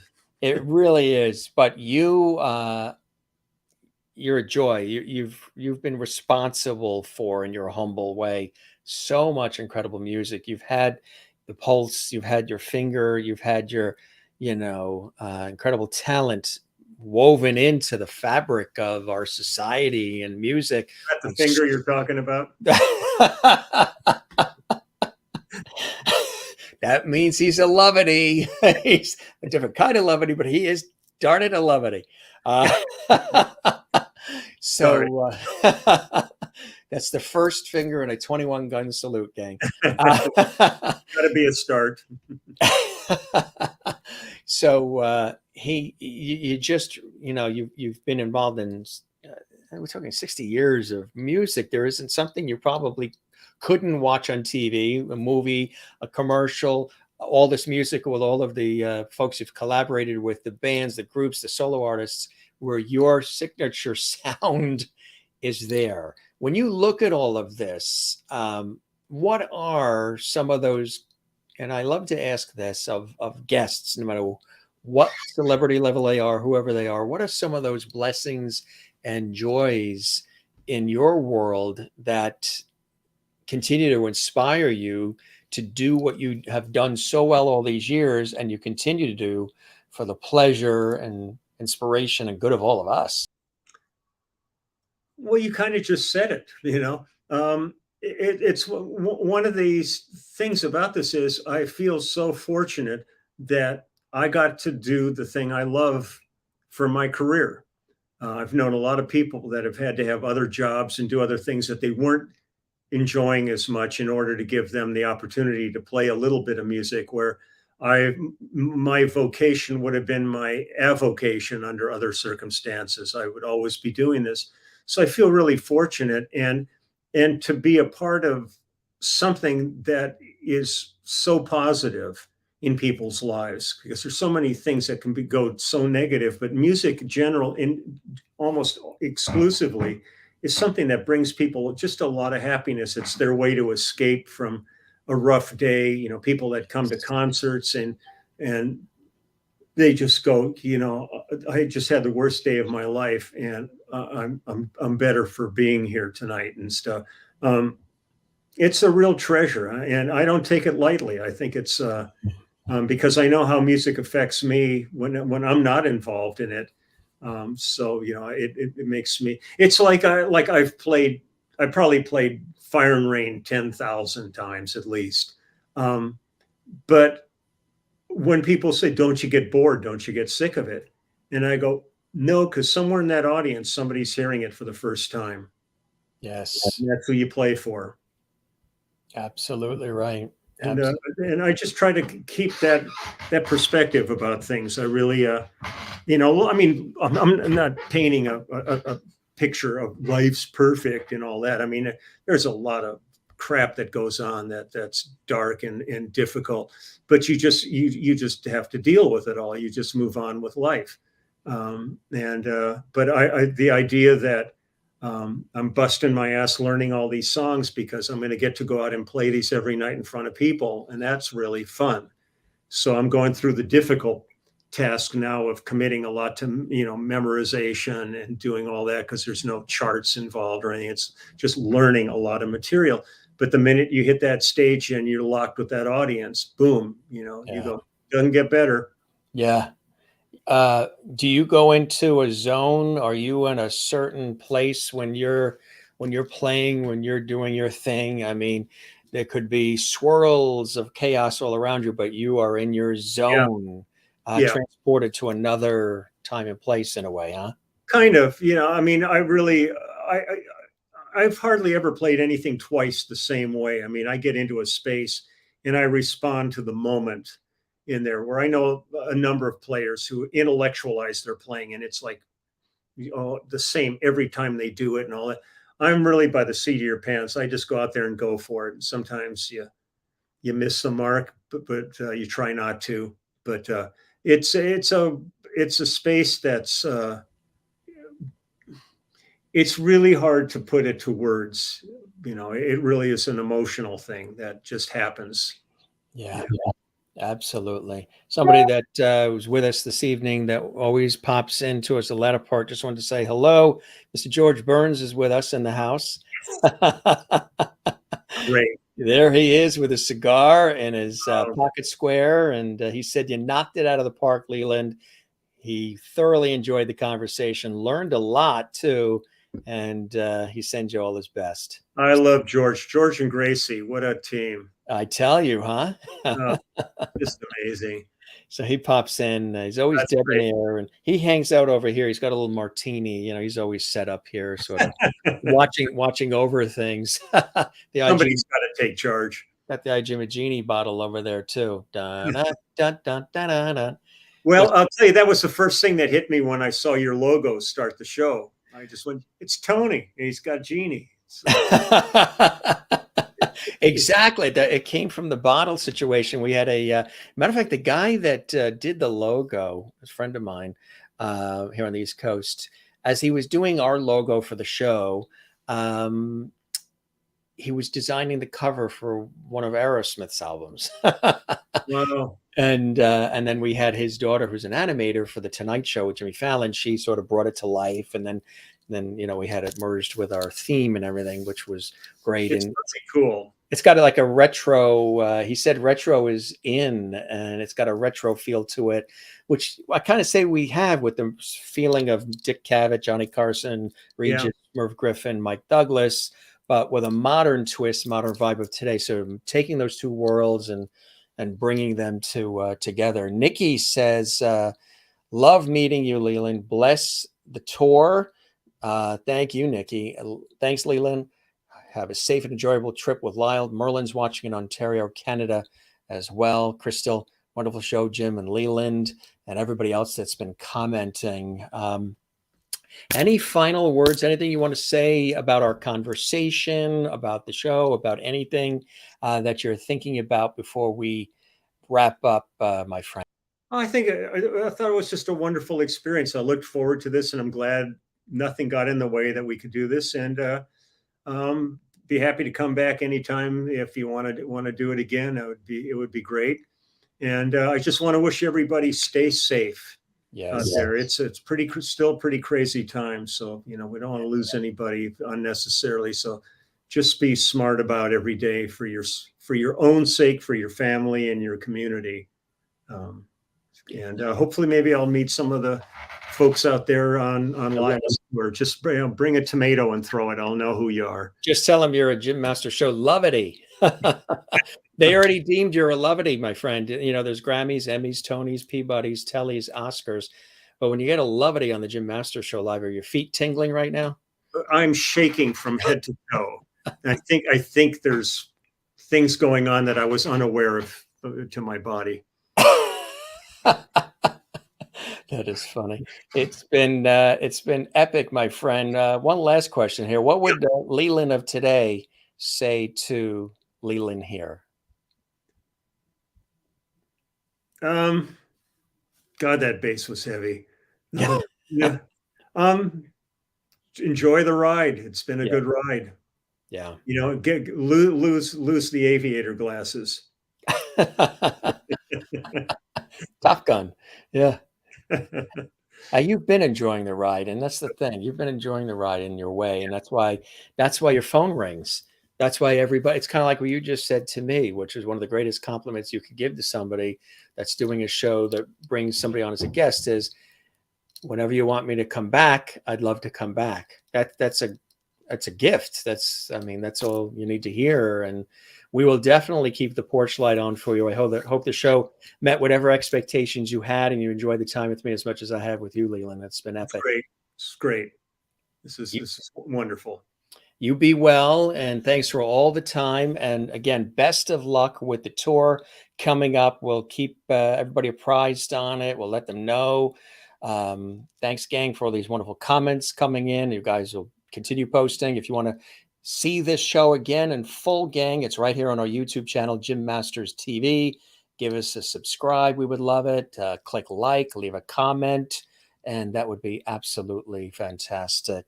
Thank you, Leland. Stay safe also. Of course, our wonderful Toby here. Clap. Thank you so much, Toby. We love Toby. And Becky, Brindle, Lovety, the whole show. Awesome, Becky. Thank you. You rock. Lee Aviator glasses are back in. I got them somewhere tucked away. You still got them, right? Send them to Becky. And Brian, thank you. You've been commenting throughout, and I hope all of you newbies, new Loveties, will come back and join us regularly. Melissa Manchester will be with us on Sunday night. Give her my best. I will do that. Absolutely. Thank you again. And Tony Orlando on great. That'll be great. Tuesday next week. John Davidson. Remember John Davidson? Thank you again for this brilliant interview. Peace, Lovety, and music. You got it. Brian, come back to see us. And you rock, Jim and Lee and Toby too. All of us. Becky. Good stuff. Nice to end with all this. Becky is badass. She's a great guitar player, singer. Is she really? Yeah, she's wonderful. She's part of our clubhouse like Toby, and she's a good one. They're good ones. Come on the show, Becky. We'll have a chat. Yeah, everybody's welcome to join us here. You're more than welcome. The door's always open for everybody. You be well, my friend. Let's stay in touch. And again, all the best with the upcoming tour. Blessings to you and yours. And spread the word about our show. If you know some other folks you think about to hop on. Everybody seems to tell everybody.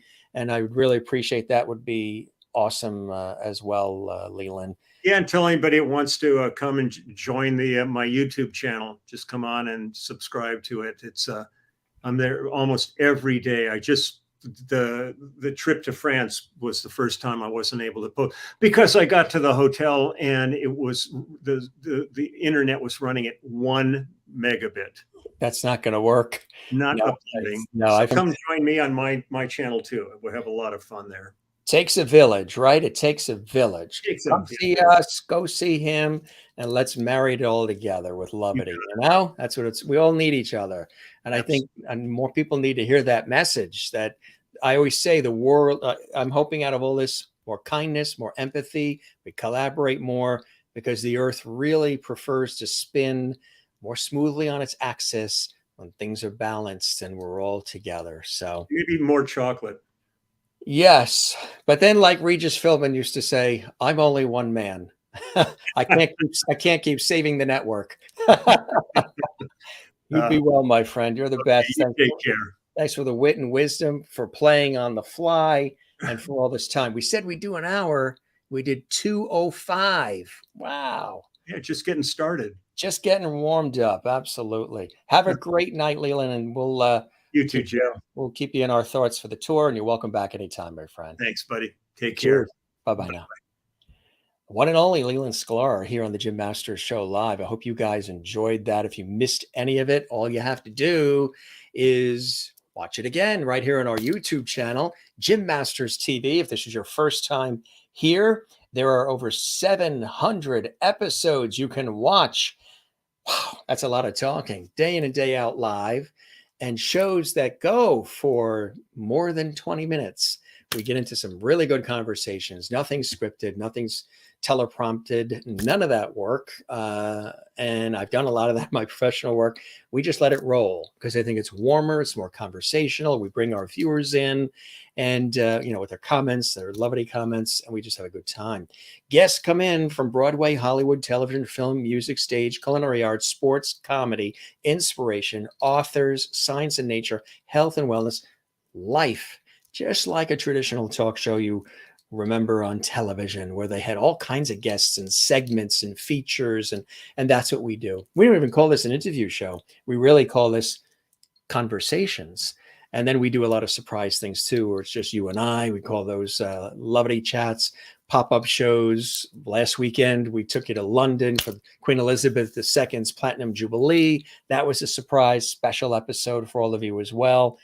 So we do a lot of cool things here and a lot of work behind the scenes to put it all together in the way that we do. If you enjoyed it, gang, we would love it if you give this episode a thumbs up. And that is, of course, a like. Leave a comment on the YouTube channel for us. Subscribe to the YouTube channel. Hit that red button. And make sure when you do, very important, click that notification bell. Because when you click the notification bell, again, like I said in the beginning of the show, you will then get alerts from us. So you'll never miss an episode. And you can participate in this extravaganza we call the Jim Masters Show Live Entertainment, Lifestyle, Variety, Talk Show Series. There's so much that my hand just disappears off the screen there. So we got something for everybody here. Let's check in with a few more of our lovely viewers watching around the world. And then, I want to tell you, don't go anywhere yet for those watching live. Those not watching live, you're watching this afterwards.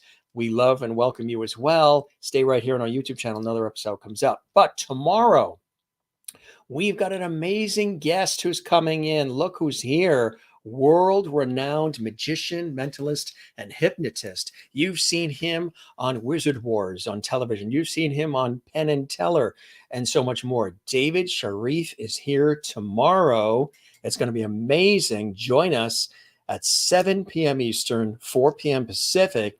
He's going to be incredible. He actually is going to do some magic for us as well. So it's going to be epic. That is tomorrow. here on the Jim Masters Show. Then, do you remember 90s chart-topping R&B gold record-selling artist Tara Kemp? She's worked with them all. She's incredible. She is here. And a lot of people have said, whatever happened to Tara Kemp? Guess what? She's back out there. More music. She's going to play. There's all kinds of cool stuff coming up. That's Friday. Yes, 90s chart-topping R&B gold record-selling artist. The incredible Tara Kemp's going to be here. Oh, you'll remember her when she comes on.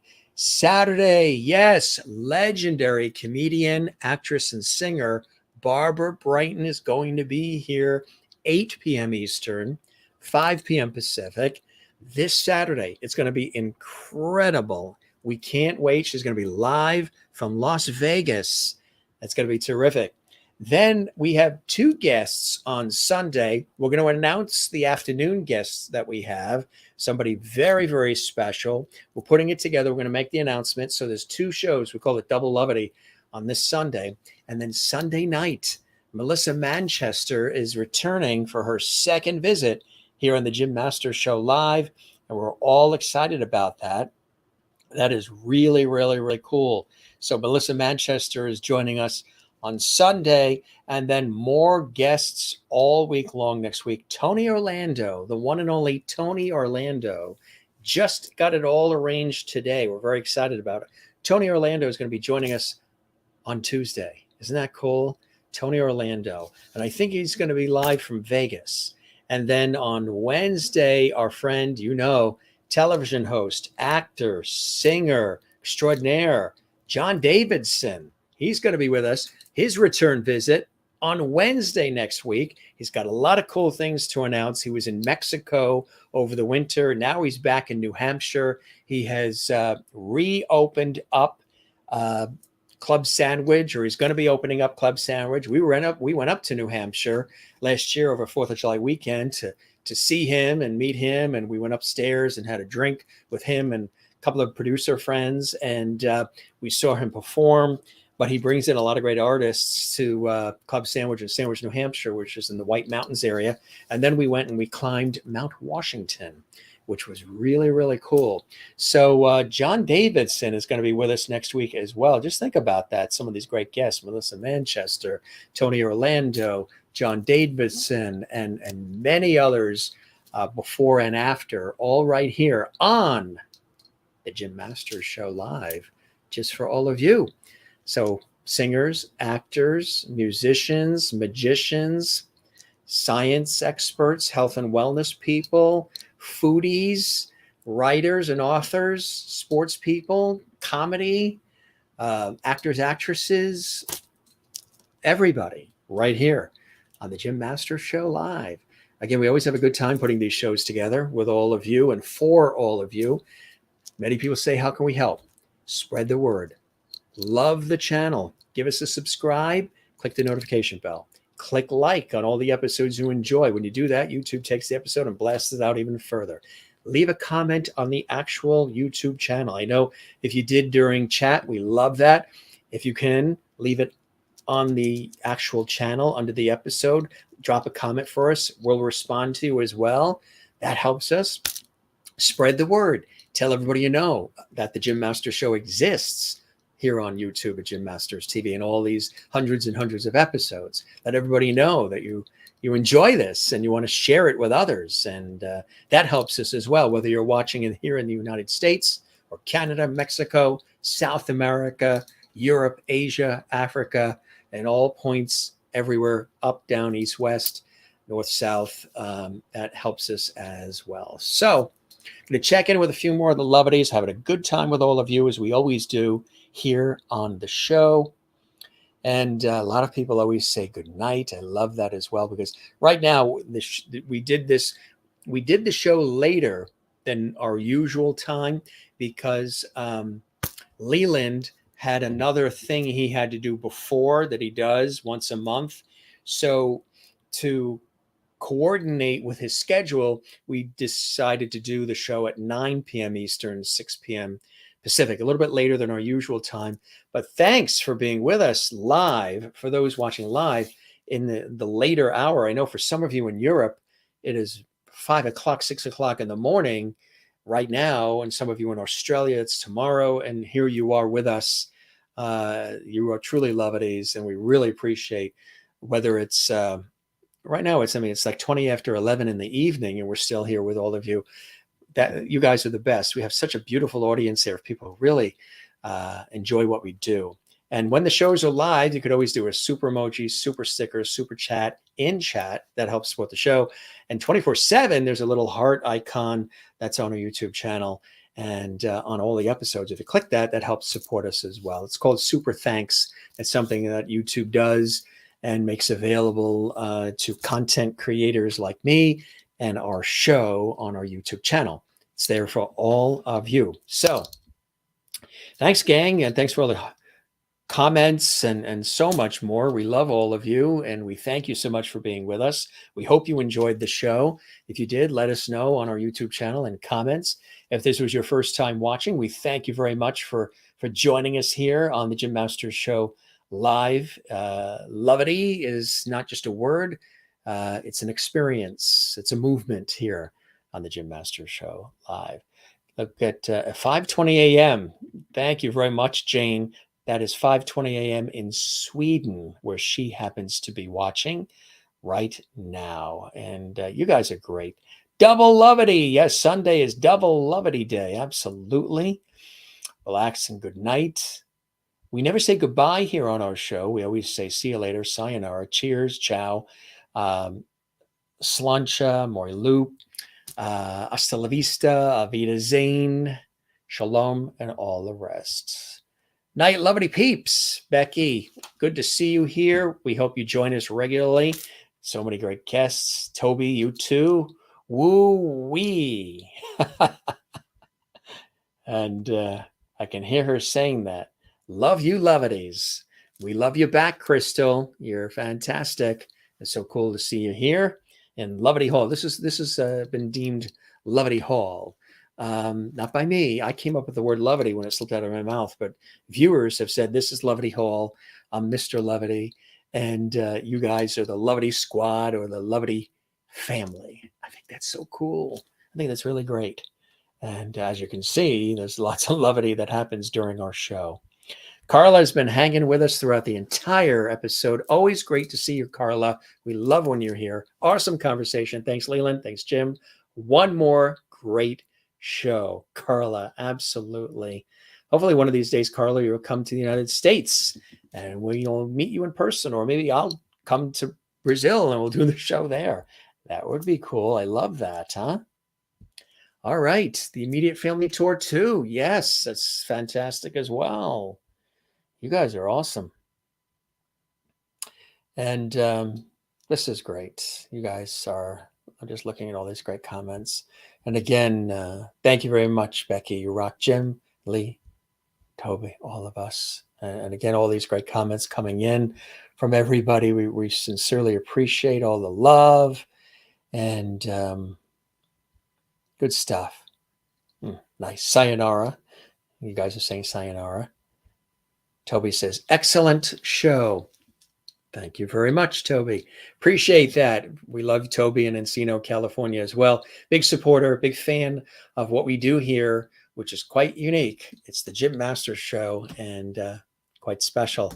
And we love having Toby a part of Lovety, our Lovety squad and our Lovety family as well. And thank you for your love and time and attention, Toby, as well. All right, gang, we're going to pop out. It's almost 11:30 at night. Thanks for hanging with us. If you're not watching live, you're watching this later on in the archives. We appreciate you as well for doing that. You can see another episode coming up in just a second here, so stay right here.